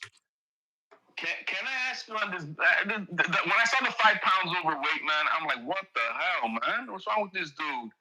And you still went. Now, you went through with the fight, obviously. Was this guy overlooking you? Was he in fight shape? What's up with this guy? Was he upward and he got surprised that night? Like, no, motherfucker, I come in to win, bro. Like, what's your thought on it? I mean, was it that he was just overlooking you or what? I mean, maybe he was. I mean, the text, I got a text, or my promoter got a text, right? And he just copies and shares the text. He said, this is what they sent me. And he's like, hey, hope you're well, blah, blah, blah. Boychuk is, it says he's hasn't really been in the gym and he's worried he's not going to make the weight. Can we move, since it's a non-title fight, can we move it? We're willing to pay some money. So I was like, all right, so we wasn't pay money. I said, man, throw me an extra dollar amount, and then I'll give you that 3 pounds. And then, like I said earlier, we get to the weigh-in. He's still so the contract originally at 157. This man he got to 159.5, and he just stopped. He's at the weigh. Like I said, he's at the weigh-in. He's not in the sauna suit. He wasn't late to the weigh-in. Like, what the fuck is Boychuk at? He was done trying. Like, you know what I mean? I guess in hindsight, I should have just held him down to that weight. But I mean, like I said, they kept offering money. I am a prize fighter. Like, we'll give you another this amount, a couple thousand, blah blah blah. I was like, all right. They took 1,000, and I made them do a rehydration clause. But like when I got there at the weigh-in originally, I'm like, man, he like I said, he in a t-shirt and he in flip-flops, whatever. I said, maybe he got that shit off because he was looking real skinny. He was looking skinny. But then when I seen him at the weigh-in, he had a little pudge on his stomach, just a little bit. not like my skinny joint, fat, but not like my joint, but like a little bit. He had sort of like that. You know what I'm saying? He had his shoulders there, but he had a little pudge on him. I'm like, man, this must be going through it. Like they like, man, he was sick. He was sick a lot of camp. I'm like, no, he was sick of making weight. That's the only thing he was sick of. Sick of making 154. But I mean, whatever. I made them pay for them advantages. Mike, check this out. This is gonna take a thinking question. Think about it. We know what you did. We saw what you did. We know what happened. We know the results. If you could change it, would you do it all over again and with the same results? Think about what I'm saying. You showed the world you could do it. You showed the world you was that good. You showed the world you could be the top contender. You showed the world that, but you didn't get the victory. If you could do it all over again, would you do it with the same results? Right. With the same, in all honesty, probably not. I should have, like there's a time to be a fighter. There's a time to be a warrior. And honestly, this is probably the time to think business and be like, I should have told my team, Joe, we walking on this one. They're not professional. They're unprofessional. They're risking my safety. And now Tom Loeffler, you go explain to the crowd why Boachuk didn't make weight and why y'all no longer have a main event. That's what I should have did. Joe, this is my last year in my 20s. I'm 29, bro. I still get to be reckless. I appreciate that answer. I really do. I think that's the standard that I think we need to push all these fighters not to feel the pressure that they have to buckle under the promotional companies to mess you up for the benefit of their guy. Because it looks like Dan Boachuk didn't give a damn. Like he already knew, I don't have to make weight. I got this in the bag. He's gonna have to take the fight anyway. They're gonna fix it. Whatever. Man, you should have made him have to you better get sweaty because we're not gonna have a fight, mofo. Right. Appreciate you saying that, and I think we need to encourage fighters to, hey, it's okay to back out of a fight if it's not on the same, equal standards for each guy. HLB, that shit make the weight. That shit look easier said than done, HLB. I mean, I know that, but as a fans, we gotta make sure that it's okay that Michael says, hey, I'm not fighting this guy because he's trying to cheat me out. And the fans, I'm just saying, I know the business what it is, but that the fans ain't gonna say, oh, I that Michael Fox talked to him. He should have took in the fight. Isn't he a fighter? You know what I mean? That stuff. I'm just saying that we should be okay. If I would have turned it down though, I still would have been here explaining to y'all why I turned it down. And once I would have told the story, y'all in the business, so y'all would have understood. People would have, and everybody would have understood. But that was the thing. I said, man, I'm going. I decided to go through with it. But while I was thinking about walking on the fight, I was like, man, I know. When the word's gonna get out, this fight got canceled. I'm gonna hit up Mill. I'm gonna hit up YSM. Everybody's gonna wonder why. I'm going to press tour. Hey, bro, the training, the money you finna make. All of that shit play a part. Like, let's keep it real, bro. You know what I'm saying? You've been training. You've been counting on it. You done made sacrifices. That's why I'm saying it's easier said than done. Like, the biggest fight. And we can say it right here now, but to be real, I'm not even a fighter no more. And I've been in situations, similar to that. And I'm saying I can say that, but I know for a fact at that time, if I trained like I was supposed to train, I did everything I was supposed to do. When I got to that fight, I probably would have did that shit again. That's why I asked the question. Senior, how old are you? I'm 46 now. I just turned 46. You pulled your bicep muscle and you still fought Greg Hackett at 46. Hey, look at it there. You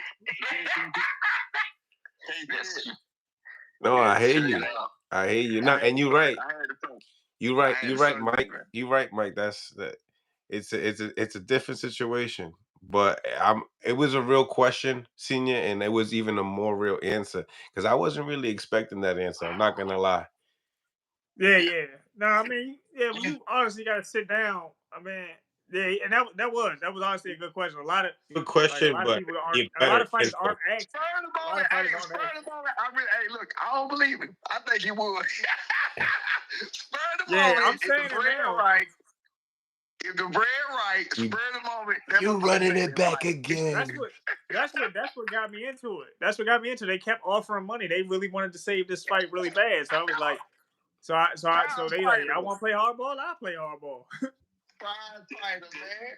This is why we need a standardized commission for boxing. So, like stuff like this, we gotta make the penalty hefty.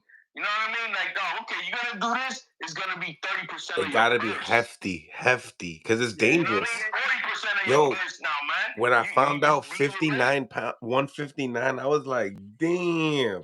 And then when I said you still taking the shit, I was like, shit. Yeah, I said the same thing. I'm like, man, he's coming up, you know. Yeah, it's like I fought at middleweight. I fought at middleweight that night. It's a double-ended sword because it could be part of the story where you say what he did. I ain't gonna say you can say. You can say he whooped his ass and he was 160 pounder, like you said. He whooped his ass, he was 160 pounder. Or you can say, man, he was overweight. That's why I lost. But he didn't lose. But I'm just, I'm just saying you can say that. So it's like a double-ended sword. Like it's to tell the two. You know what I'm saying? Two stories right there. Let's just pray and hope that somewhere out there there's another door about to be open for my man with another bigger opportunity. Yeah, my man back in the ring in July. Yeah. You got to, you know what I mean? And what you're doing right now, making your rounds with all the channels. We could, talk the talk, show what happened. And when Bohachuk is about to get up again on another fight, you can say, yeah, I smoked that dude. He come on these panels. Yeah, that guy ain't all that. He wants to do it again. We can do it. You know what I mean? You gotta just, put your name out there, one way or the other. Just use this to your advantage as best possible. As a rematch point, because this could be a rematch. I mean, we've seen Tevin Farmer do it on the Golden Boy card. That Bohachuk ain't able to get him up there. I don't think they ain't giving a rematch. He give me a rematch. He has to make 154. I mean, number one. Number two, they probably like. We're still gonna try. This along. He ain't giving it. Nah, he ain't doing. And then also, I know Tom Loeffner too. I'll interview him. Yeah. That follows Maestro, Gabriel Maestro. That's 2 wins. That's 2 wins that he didn't get. And I mean, anybody that says it, I heard an announcer say it. That follows Gabriel Maestro for sure that he took that loss. You know what I'm saying? So absolutely. I wonder if it's gonna follow. Bohachuk the same way. Yeah, I mean, Michael, so are we sticking to 154 now, my man? Is that what we're gonna stay at? I'm mulling it over. In all honesty, I'm mulling it over. Just I still think I can make 47, but we'll just have to see. I mean, like I said, Bohachuk was former interim world champion, and I showed I could compete at that weight. The thing is, like I said, because of my stature and everything, the options get a little limited sometimes. I mean, you got promoters and managers. It's like, man, I'm invested in this kid, man. I'm not. If I put him in against this dude, I'm not gonna get my return on investment. And I'm that dude. I'm that dude I'm coming in there to try to fuck up all your best laid plans at all times. That's just the fighter I am, because I got to take advantage of opportunities. But like, you know what I mean? Whatever comes after this, I mean, the next big opportunity that comes after this if I can still make 47, I'll do it. If it's at 54, I'll do it. Like, as of right now, I'm about to go out to camp. I'm about to go out to a training camp, get some good sparring in. If you know whose fight's coming up, who's fighting, and who got a fight coming up, then you know whose camp I'm about to be in. But other than that, I mean, we're just one step at a time. Do this camp, we prepare for July 26th, and then we see what shakes next. Oh, they calling you again? Who got a fight coming up? Let me see. They calling you again to do it? Tim Zoo? Yeah, I know. There you go. That was easy. He fighting for doing the rematch. I'm sorry, your stature gave it away. You know what I'm saying? That's what I knew. I was like, Joe, if you know who's coming up and you know my stature, that's what you want to. Yeah. We talked about that. Get that work in, man, and hey, yo, man, just keep on grinding, man, because you definitely won the fight. There's no question about it. We know what we saw. We just saw that it was just the promotional business stuff, and this guy Bohachuk, yeah, he made a name with Virgil, I guess, and so they're gonna try to push that as long as they can. But you made an impression, my man. We know that for a fact. You made an impression. I appreciate that, man. anybody say you didn't win the fight, Mike? A few people on Instagram. I ain't heard nobody that's in the sport say that I lost the fight. I mean, but you know, it's Twitter. I mean, it's Instagram. It's trolls everywhere. I don't worry too much about that. Should be crazy if you fight Virgil. It ain't a lot of people saying it though, because I ain't seen nobody say. I read the comments to some You of you, smiling? What's that? and nobody said it. And all honesty, Virgil, my dog. But like if they would have gave me a decision, I would have had to probably like, man, what's up, man? What we doing, bro? What we doing? But absolutely. Shout out to my guy Rel in the building. What's going on, Rel? Chilling. We see you out there with Richardson. Who you working with, man? You working with everybody. You working with Tevin as well. You back with Tevin again? Yeah, I got Khalil, Tevin, O'Shea, and Richardson right now. Whoa, you said who?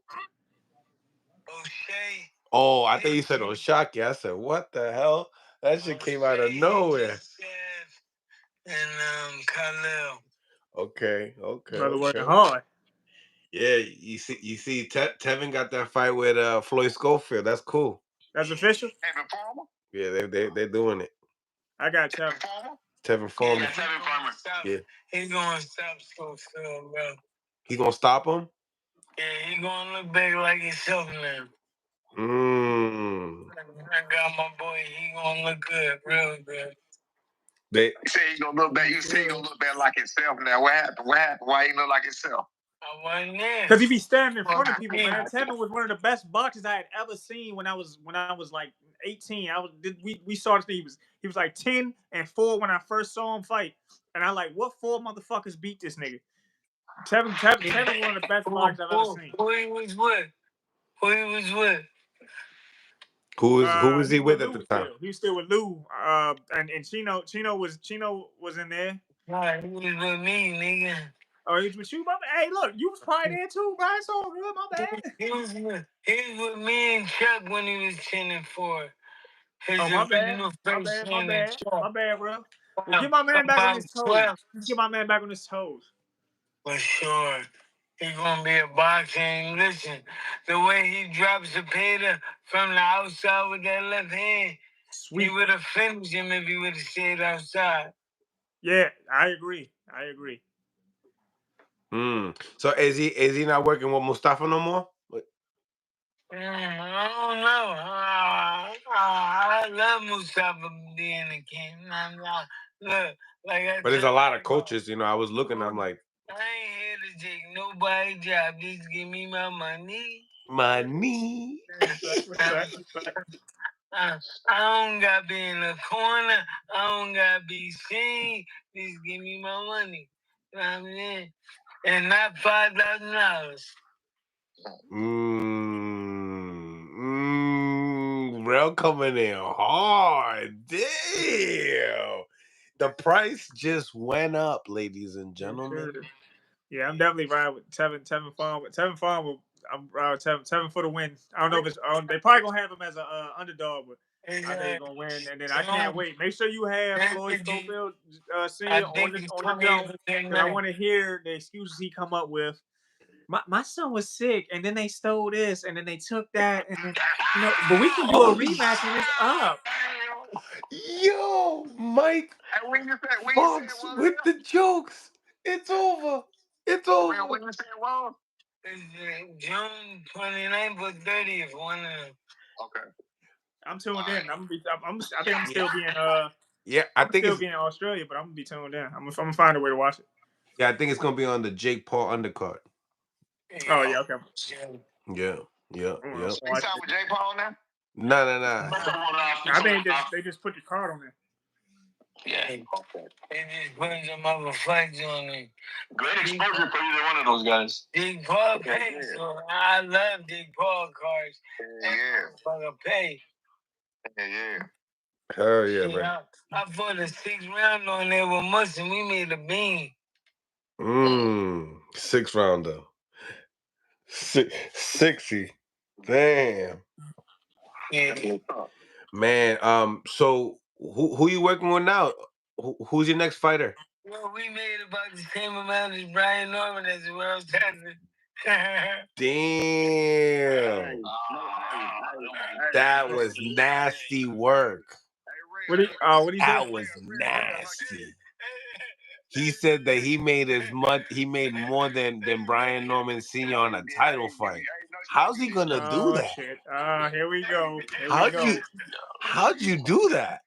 I love how the entirety of Philadelphia is going up against Brian Norman and Brian Norman Sr.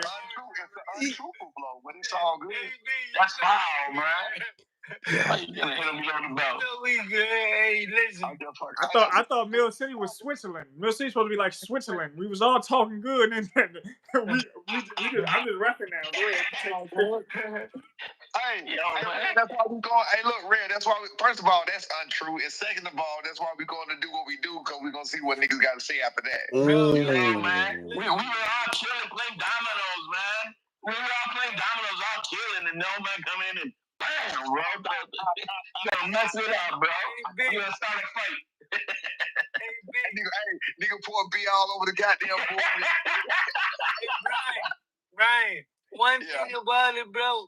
Take your time with your son, bro. Get all the money you can. Listen, one thing about Jason Joseph knocked out somebody for the WBA joint, right? They calling the fight Loma for $350,000, right? I'm like, what? Hell no. Why would you do that? Go steal some money. Go steal some money, nigga. You world. You better exercise your mandatory, exercise your voluntary defense, exercise all that shit. Know what I'm saying? And then you fight Lomo for $1 million. Know what I'm saying? Niggas dumb, bro. They a low fucking $1 million, they want to go crazy. Fuck no, bro. Take his time with your son. Let him grow. Let him do what he do. Then fight who you want to fight, bro. I feel you. We gonna make it. We gonna work it out. If the money right, do it. You know what I'm saying? But don't rush your son, bro. Cause listen, one thing about boxing is it's about timing. You know what I'm saying? Boxing is about timing. When it's your time, it's your time. You try to rush your time for somebody else's time, you're going to shit yourself, bro. I got you. Mm-hmm. Yo, senior's giving you that smile like, let's see who get the last laugh. Hey man, look. See who last loudest. I gave my stance on everything. As long as I got my boy as confident as he is, I gave my stance. I mean, I gave my stance. I got my reasons. I got my thoughts. I got everything. Because to me, I ain't even gonna go into it. But anyway, we good. We good, dog. All I know is I got one I needed out of Norman Senior today. Boots don't take that offer of Teal. He's a dog. That's all I gotta say. That's all I gotta say. And I got that backed up by Norman Senior. I'm gonna talk that extra shit with it. What you think? What you think, Mike? What you think about that narrative? About which one? If Teofimeo Lopez don't take the Jaron Boots Ennis fight, he is the other stuck. way around. If Jaron Boots Ennis doesn't take Teal's fight. You said the other thing. Oh, did I? Yeah. So if Boots doesn't take the fight, if Boots doesn't take the Teofimeo Lopez fight, right? Is Jaron Boots Ennis ducking the smoke? I don't know, but no, I wouldn't say so. I Rel, mean, the thing is, Rel just left the building. Oh shit! Well, if he beat him, y'all gonna say he beat an undersized dude. He beat a small dude. That's all they're really gonna say about it. I mean, Teofimeo need an ass whooping. I need Brian or Boots to whoop Teofimo's ass. Either way it happens, whoever does it, because that motherfucker too quick out the mouth.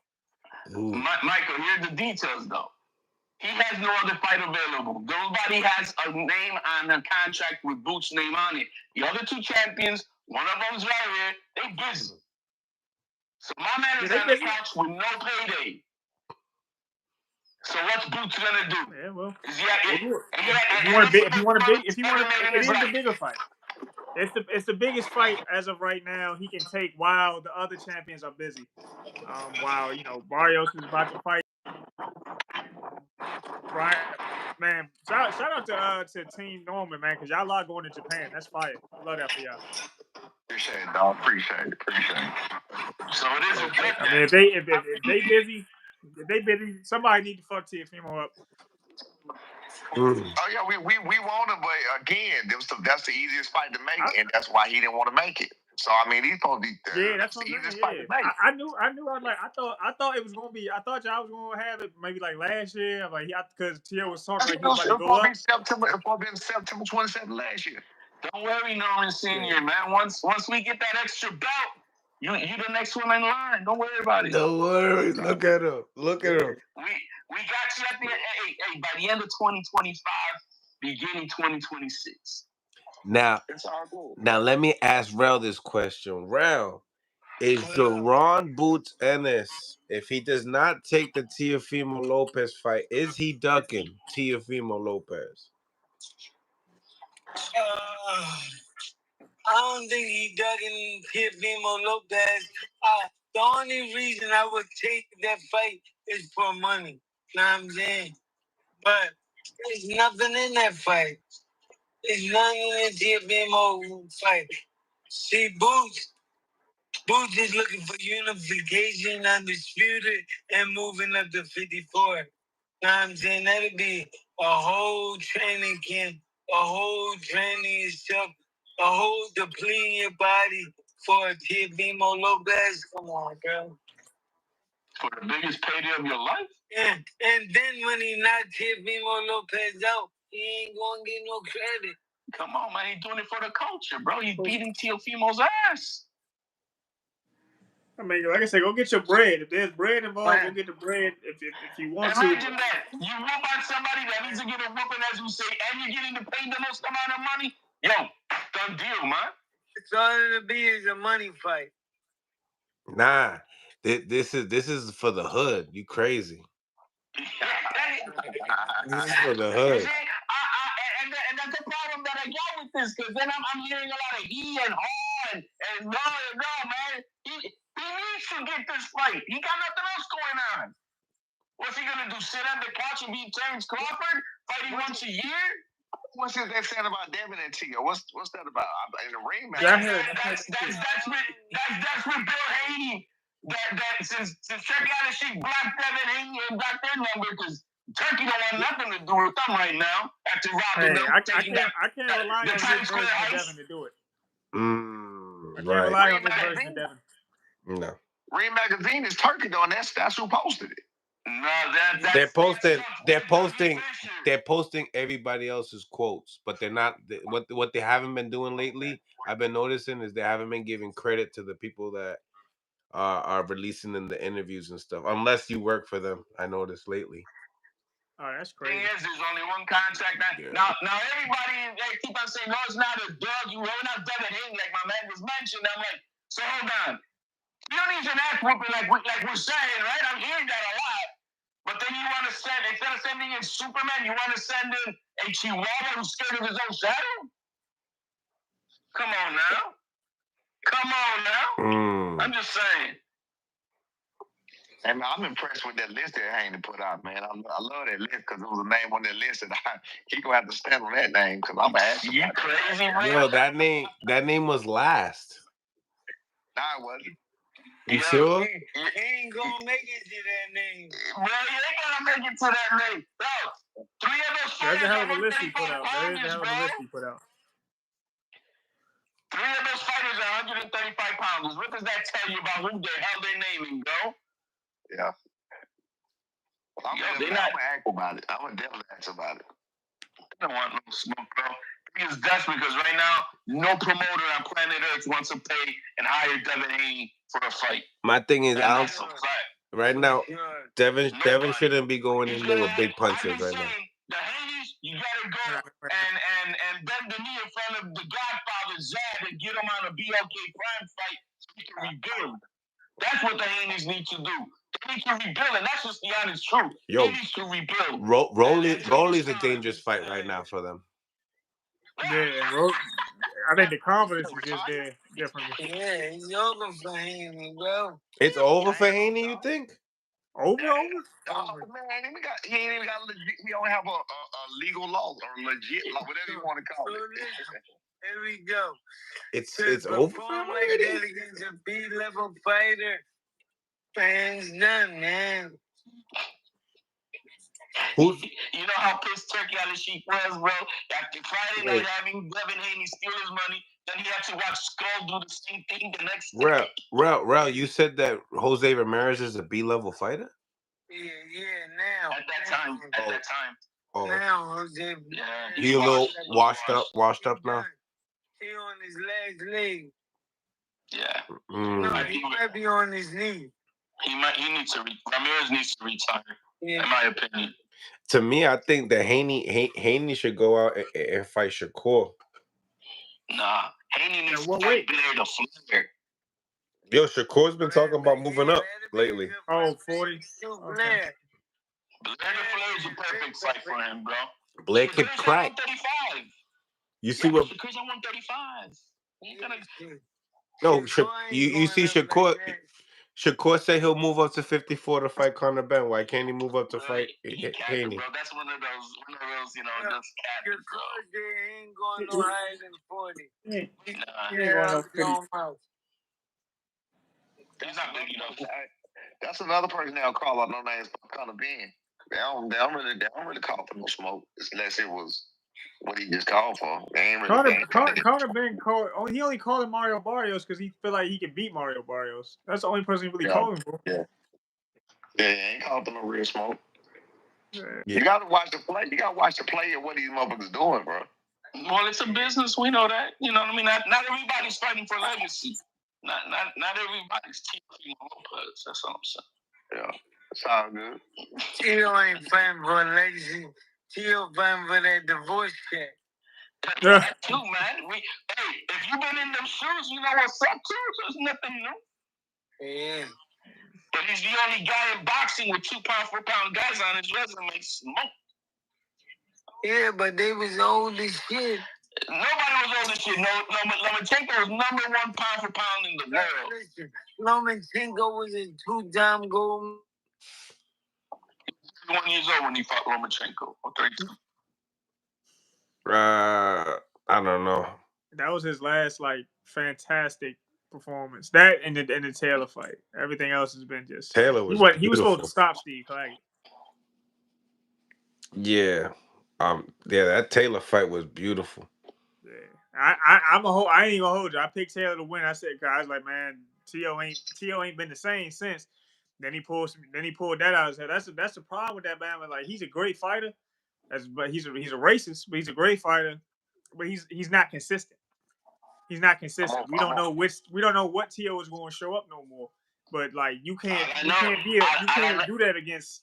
Honestly, you can't do it against Brian. If the narrative is he fights to the level of his competition, right?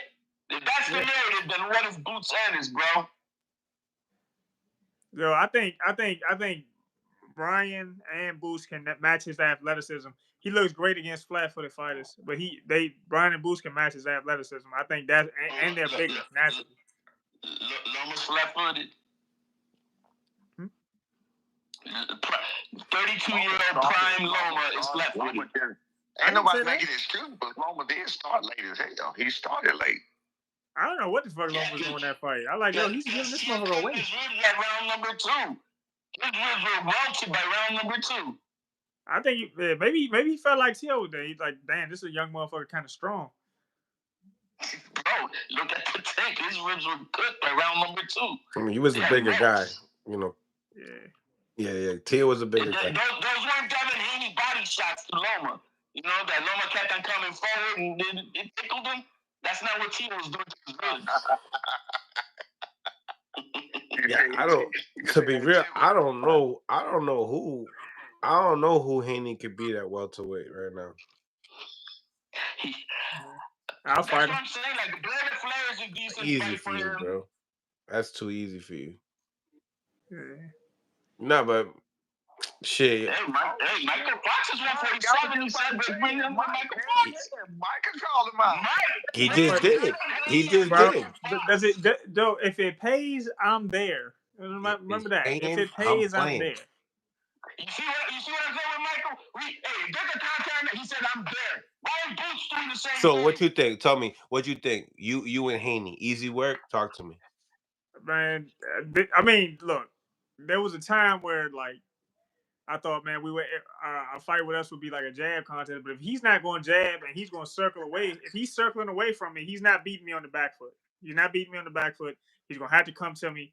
And I'm like I said, I'm already bigger than him. You know what I mean? So I'll Think you gonna walk his ass down? yeah. I mean, I'm walking down behind my jab, behind my range. You know what I'm saying? The whole goal is to by like the 4th or 5th round. I'm gonna create an argument in the corner. Him and Bill gonna be man, you gotta do this. He's like, but Dad, that's you know what I'm saying. That's the kind of night I want. You gotta figure it out. I know you was saying.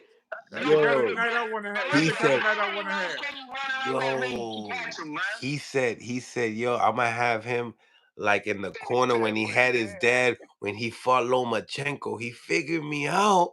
Oh, I want them arguing. I want them arguing with each other. You want them argue? Yeah. You know what was the funniest stuff after that fight when Bill was telling you, hit him with the brick. Hit him with the brick. I'm like, man, my man hasn't knocked nobody out in 6 years. What bricks, bro? I'm like, please don't go. It's coming. It's coming. I'm shocked. I'm gonna surprise y'all one day. They're like, where the fuck you get that from? It's been lying dormant. God damn it. I'm still a tremendous boxer. Yeah, man. I be watching it. I'm like, God damn, man, how these motherfuckers be hitting niggas with that shit like that? Fuck it. It'll come one day. I go, hey. And all my drug tests still gonna be clean when it happens. So what you trying to say about my man Manny and Barrios? You think he could do it, or he think he need the juicy? Man, yo, that's not serious. Why are you putting that stuff on Pac-Man, bro? Barrios better not. You right. He never got caught. You right. Yeah, he didn't get caught. I didn't. He That wasn't. I can't. Never got caught.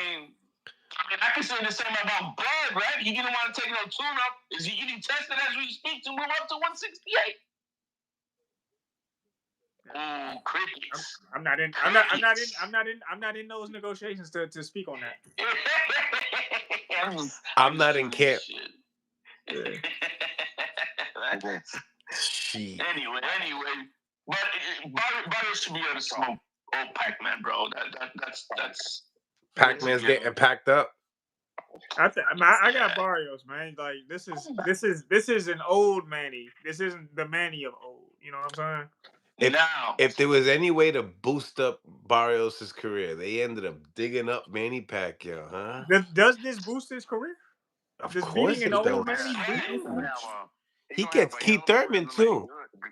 But yeah, that's what I'm saying. On the way out of the welterweight division. Yeah, but for the business of boxing, I think Senior right here will agree. For the business of boxing, if Pac-Man beats Barrios, yo, whoever then fights him next, that's a nice payday. Nah, because everybody knows that Manny Pacquiao will just leave that belt. He'll just retire again. You can't expect that old man to go. Come on, defend that shit. Come on. You got dogs. You got dogs. Everything he has this fight. He gonna give it everything he got this fight, win or lose. He probably going back over to try to make another run for senator or something after that. Get punched by Boots or something. As we speak, I think. Get punched by Norman or Boots. Why would I do that? You gotta get that bread, man. We need 19 million. Real shit. Shit, aim high. Aim high. That fight him in China. What he said? No, he said aim high. Aim high. Yeah, aim high with that money. Yeah. They said 19 million. They said 19 million and old. And I can tell you now, bro, that shit ain't no hole, man. They don't play. When they get to fucking with you, they get to fucking with you. I've been dealing with that shit since 2023, man. Let me tell you what I get real quick. These motherfuckers doing is Like, they got my shit on back, and I redid my shit. These motherfuckers won't even refile my shit because they trying to, man, they some dirty motherfuckers, bro. The IRS some dirt. They dirty, bro. They dirty.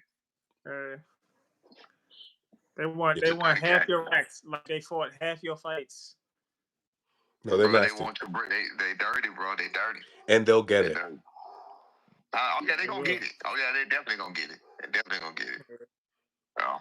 Yeah. I'm writing this off. I'm writing this off as a team meeting. Hey, Mike, write everything off, sir. Everything. I don't care what it is. Motherfucker, hell yeah. Media expenses, baby. You gotta put that in. All of that. So, Mike, now that we got you here, we need like a 5-man hit list. You deserve it. You deserve it. Come on, man. Shit. Fuck it. Anybody. Now get specific. Get specific. They like that shit. I'm trying to think of a list. Give me a name. Trying to think of this. Okay, so we gotta get back in the win column. Shit, but before that, I'll fight Devin, Josh Taylor. I don't know. Stan Jonas, if he try and get back on, we both gotta get back on. And then Norman Barrios and Boots. Sorry guys, I'm looking for work. It's all love. That's what I'm saying. I don't take that shit personal. That's what everybody else taking it personal. All of those were 147s, man. Give me a name at 154. I ain't never taken it personal. 54. Yeah. He said it so quick. Look. He said it so quick. He's like Mario. Wherever the next opportunity is where I'm gonna be. Wherever the next opportunity is where I'm gonna be, man. If the opportunity arises at 154, I'll be there. Opportunity arises 47, I can still get down there. I'll be there. I'm gonna beat y'all to the weigh-in. I'm gonna beat y'all to the press conference. I'm gonna tell you how much I'm really ready to fight. I'm there on time. Yeah, can you imagine Michael Fox fighting Fundora, man? These two. Look, hey, I think we might need that. If they gave me Boychuk, they would. I think we need that. If they would have gave me Boychuk, they would have been like, who you want next? I would have said Fundora or Virgil. And Brian Norman probably would have yelled down too. Brian Senior would have yelled down. Just these two tall dudes. Yeah, I think just on that alone, that's gonna bring in a lot of eyeballs. Hey, yeah. That'd be the tallest non-heavyweight fight probably in history. The tallest non-heavyweight fight. You're serious, bro? Over 12 feet of dudes in the ring, bro. Yo, for real. These guys are 12 feet combined. That's nuts. That's freaking nuts. Yeah, just for the novelty. Just for the novelty of the whole situation, man. We got these two big motherfuckers, tall as heavyweights, small as junior welterweight, as super welterweights. But people want to see giants fight. It's always been like that. Yeah, hey. I'll be at that Fundora Tim Zoo fight. Oh, you're gonna be there anyway, so hey, you never know. Where's that at? Where's it gonna be at? It's gonna be in Vegas. That's in Vegas, right? Yeah. But they're gonna do camp in Australia, and then I'm gonna fly with them to Vegas, finish up camp. What do you guys think about that fight? Yeah, that fight, the first one was gruesome, man. Yeah, with the cut. I think before the big gash on his forehead, I mean, Zoo was kind of doing his thing. He was doing his thing, right? Every shot every big shot he landed, I watched him drill them joints. I watched him drill them like round after round. Like, nah, try this one, just do a whole round of this one, then do a whole round of this uppercut, then do a whole round of this shot. And then he landed all of them, right? And then he flew in too far, and like the elbows are always pointy, man. So he split his own head open, man. I was like, dang. Now coming from a guy that's not in the camp and they got to root for the other guy. Yeah, Mike can't come over here and talk shit about Tim Zoo. He can't do that. Fuck up his money. So let's talk. No Tim Zoo slander as of right now. No. Y'all gonna give me left. Y'all gonna give me left down in Australia. I know. I'm gonna keep it real though. What I keep it real about is I think if he didn't go through what he went through with that boxing, If he didn't go through what he went through with Bakram, I think he have a better chance. I think going through something like what happened with Bakram, just like what you see with Devin Haney, he may not be as big, like Devin Haney, but it's still gonna make you kind of weary. You know what I'm saying? You still understand you're not Superman. I've been through that phase myself.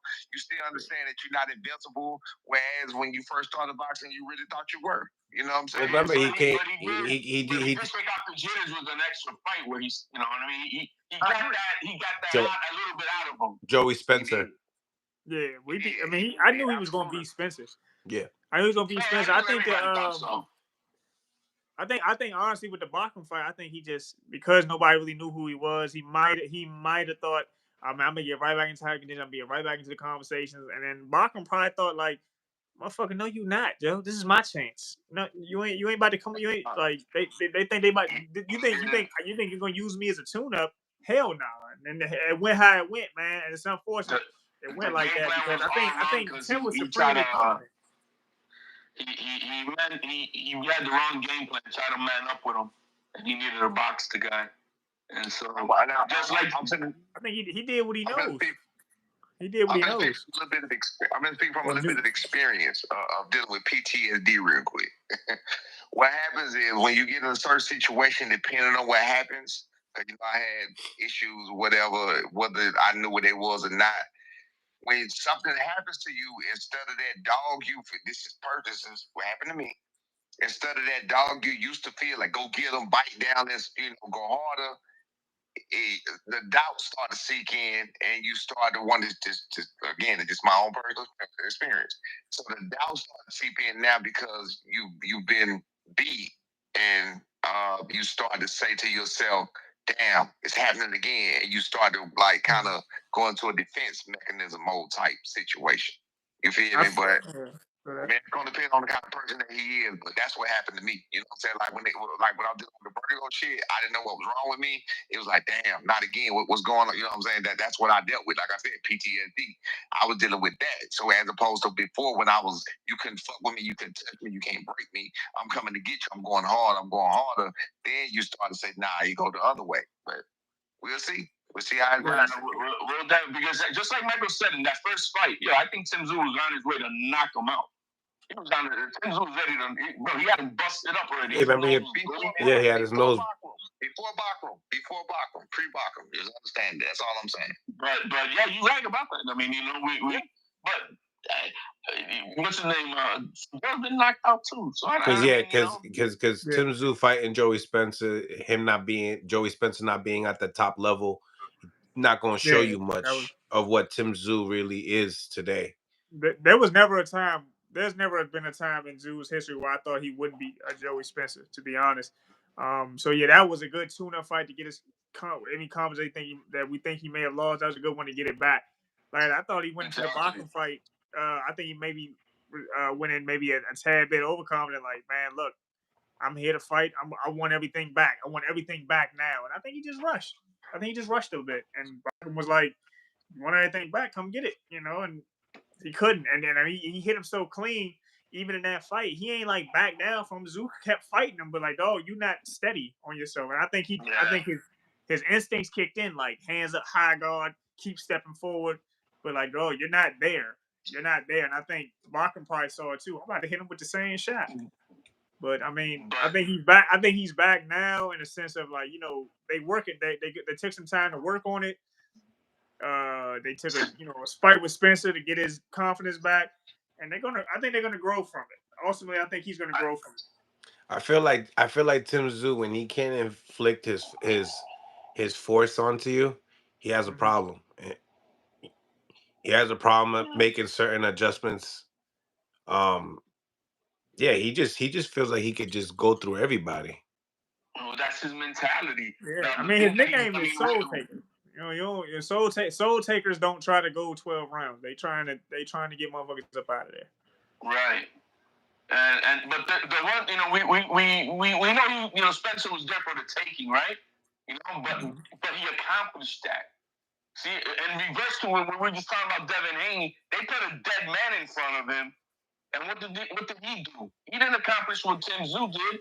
That was a man for Devin Haney to take out. and he didn't do it. He ran the entire damn fight.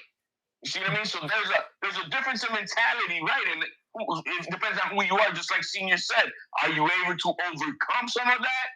And Tim Tszyu, he at least passed the test with Spencer. We didn't see that with Devin Haney. And how much more of a dead body can you put in there for Devin Haney to try to like, yo, man, this is for you to, build your confidence, bro. Like, Ramirez was bro, he was there for the taking. Yeah, Devin is damaged. He definitely damaged. He definitely needs. And you can't fix that in therapy. I'm sorry, we're in modern day. You cannot make a warrior in therapy. Either you have it or you don't. And when you get civilized, when you get like you get hit and touched up a little, but you can still punch your way out of the situation. It's not like he could go do that. Right. He don't got the confidence to like go out and just, you know what I mean, if he gets into some type of fight like that. Yeah, this is the thing about the Ramirez fight too. They found a dude. Honestly, he was the perfect dude to come back with. Somebody flat-footed and things like that. But I mean, what's gonna happen when you got somebody that can move and track you down a little bit? Right. Like Devin used to have a really good jab, and I mean, it's probably still there, but he left it in the vault. You know what I mean? Like I expected to see Devin come out on his jab, on his stick, trying to show everybody, like, man, I'm still one of the sharpest boxers in the game. He's moving good, and everything, but Ramirez is flat-footed. And I mean, and it's actually disappointing. Like they give a lot of flack to Devin about how he fought and how he moved, but nobody's saying questioning. Damn, Jose Ramirez, you was a unified world champion. You don't know how to cut off the ring, man, things like that. But he was the best opponent for a comeback fight for Devin. Just a flat-footed guy that I thought Devin was going to kind of maybe he would style on just to prove, man, I'm still here. But the performance he gave, he got the win. That's a good thing, but it doesn't show people that it doesn't inspire confidence in your fan base and in the boxing media. You gotta bring the punch count up. About You gotta bring the punch count up. The punch count gotta be up. Yeah. Because that punch count, I think they said it was a little bit lower than Shakur's and De Los Santos. Yeah, that's rough. Like it's And not. That's not good. Yeah, that's not really good. Like if I was boxing and my coach see me, he'd be like, just go fucking run. Go do some workouts because we're not sparring right now. This shit's looking crazy. He is running in the circle. Yeah, I'm curious to how he looked because he had Kenny Sims in camp, and I mean, Kenny Sims been a boxing motherfucker since I've known him. I've known Kenny Sims since I was a kid. I'm curious to know how those sparring sessions went. Because Kenny can punch a little too. Kenny can punch, and Kenny's a hell of a boxer, Joe. Kenny's a hell of a boxer. Kenny's really good. Yeah. I wanted Kenny and Teo. I wanted to see that fight. Yeah. Nah, I thought he was like a step away from a world title at one point. And then I don't know, they just skipped over him. I hate to see that shit. Like they skip over. They just skip over dudes that like good fighters too. Like before Conwell lost, he been getting skipped over for years. He was supposed to fight Fedor before Brian Mendoza was supposed to fight. Mm-hmm. He was a mandatory before Mendoza was, and then I mean, it go how it go, but like politics and everything. But like to see him get skipped over so many times, and then he catches this L, and it's just like damn, bro. That is rough to me. That's rough. That's rough for him. That's rougher than kind of getting robbed. You getting the whole spot stolen from you. You haven't even had a chance. As good as he is, he hasn't had a chance to prove himself at the world title level. He had earned that, and they couldn't, and they just kept skipping over him. That shit is fucked. This game is fucked up in that way. Yeah, a lot of fighters get skipped over a lot for sure. But nevertheless, this was a great segment, man. I really appreciate each and every single one of y'all for tapping in. Mike, it was a pleasure. Now we got the signal good. This was definitely a great segment. And once again, brother, last minute words, let everybody know where they can find you on social media as well. Hey, real quick, let me say one thing, man. Thank you to everybody. Let me say thank you to everybody that tuned in and watched the fight. But thank you to everybody on the East Coast that stayed up until like 2 a.m. Because I mean, y'all are really real for that. They ran that show like it was only for the West Coast. Other than that, man, July 26th. If y'all in the Maryland area, man, come check me out at Live Casino down there in Maryland. And follow me on Instagram and on Twitter or X, whatever they calling it these days. Professor Mike with a Y. Professor Mike MYKE. Man, thank you. Shout out to Mill City, man. Appreciate you. You hit me first before when I first got to fight. You we tapped in afterwards, man. It's always good to be here, man. So man, shout out to you. As well, brother. As well. Can't wait to see your next fight in July. We'll tap in before then when you get your opponent, and then you already know to the next time, brother. Appreciate you. Man, appreciate Good that. night. Stay blessed, guys. Smash that like button. Follow my man Michael Fox. Subscribe to the channel. Double tap the screen. Hit the like button and all that good stuff. Good night. God bless. And on to the next.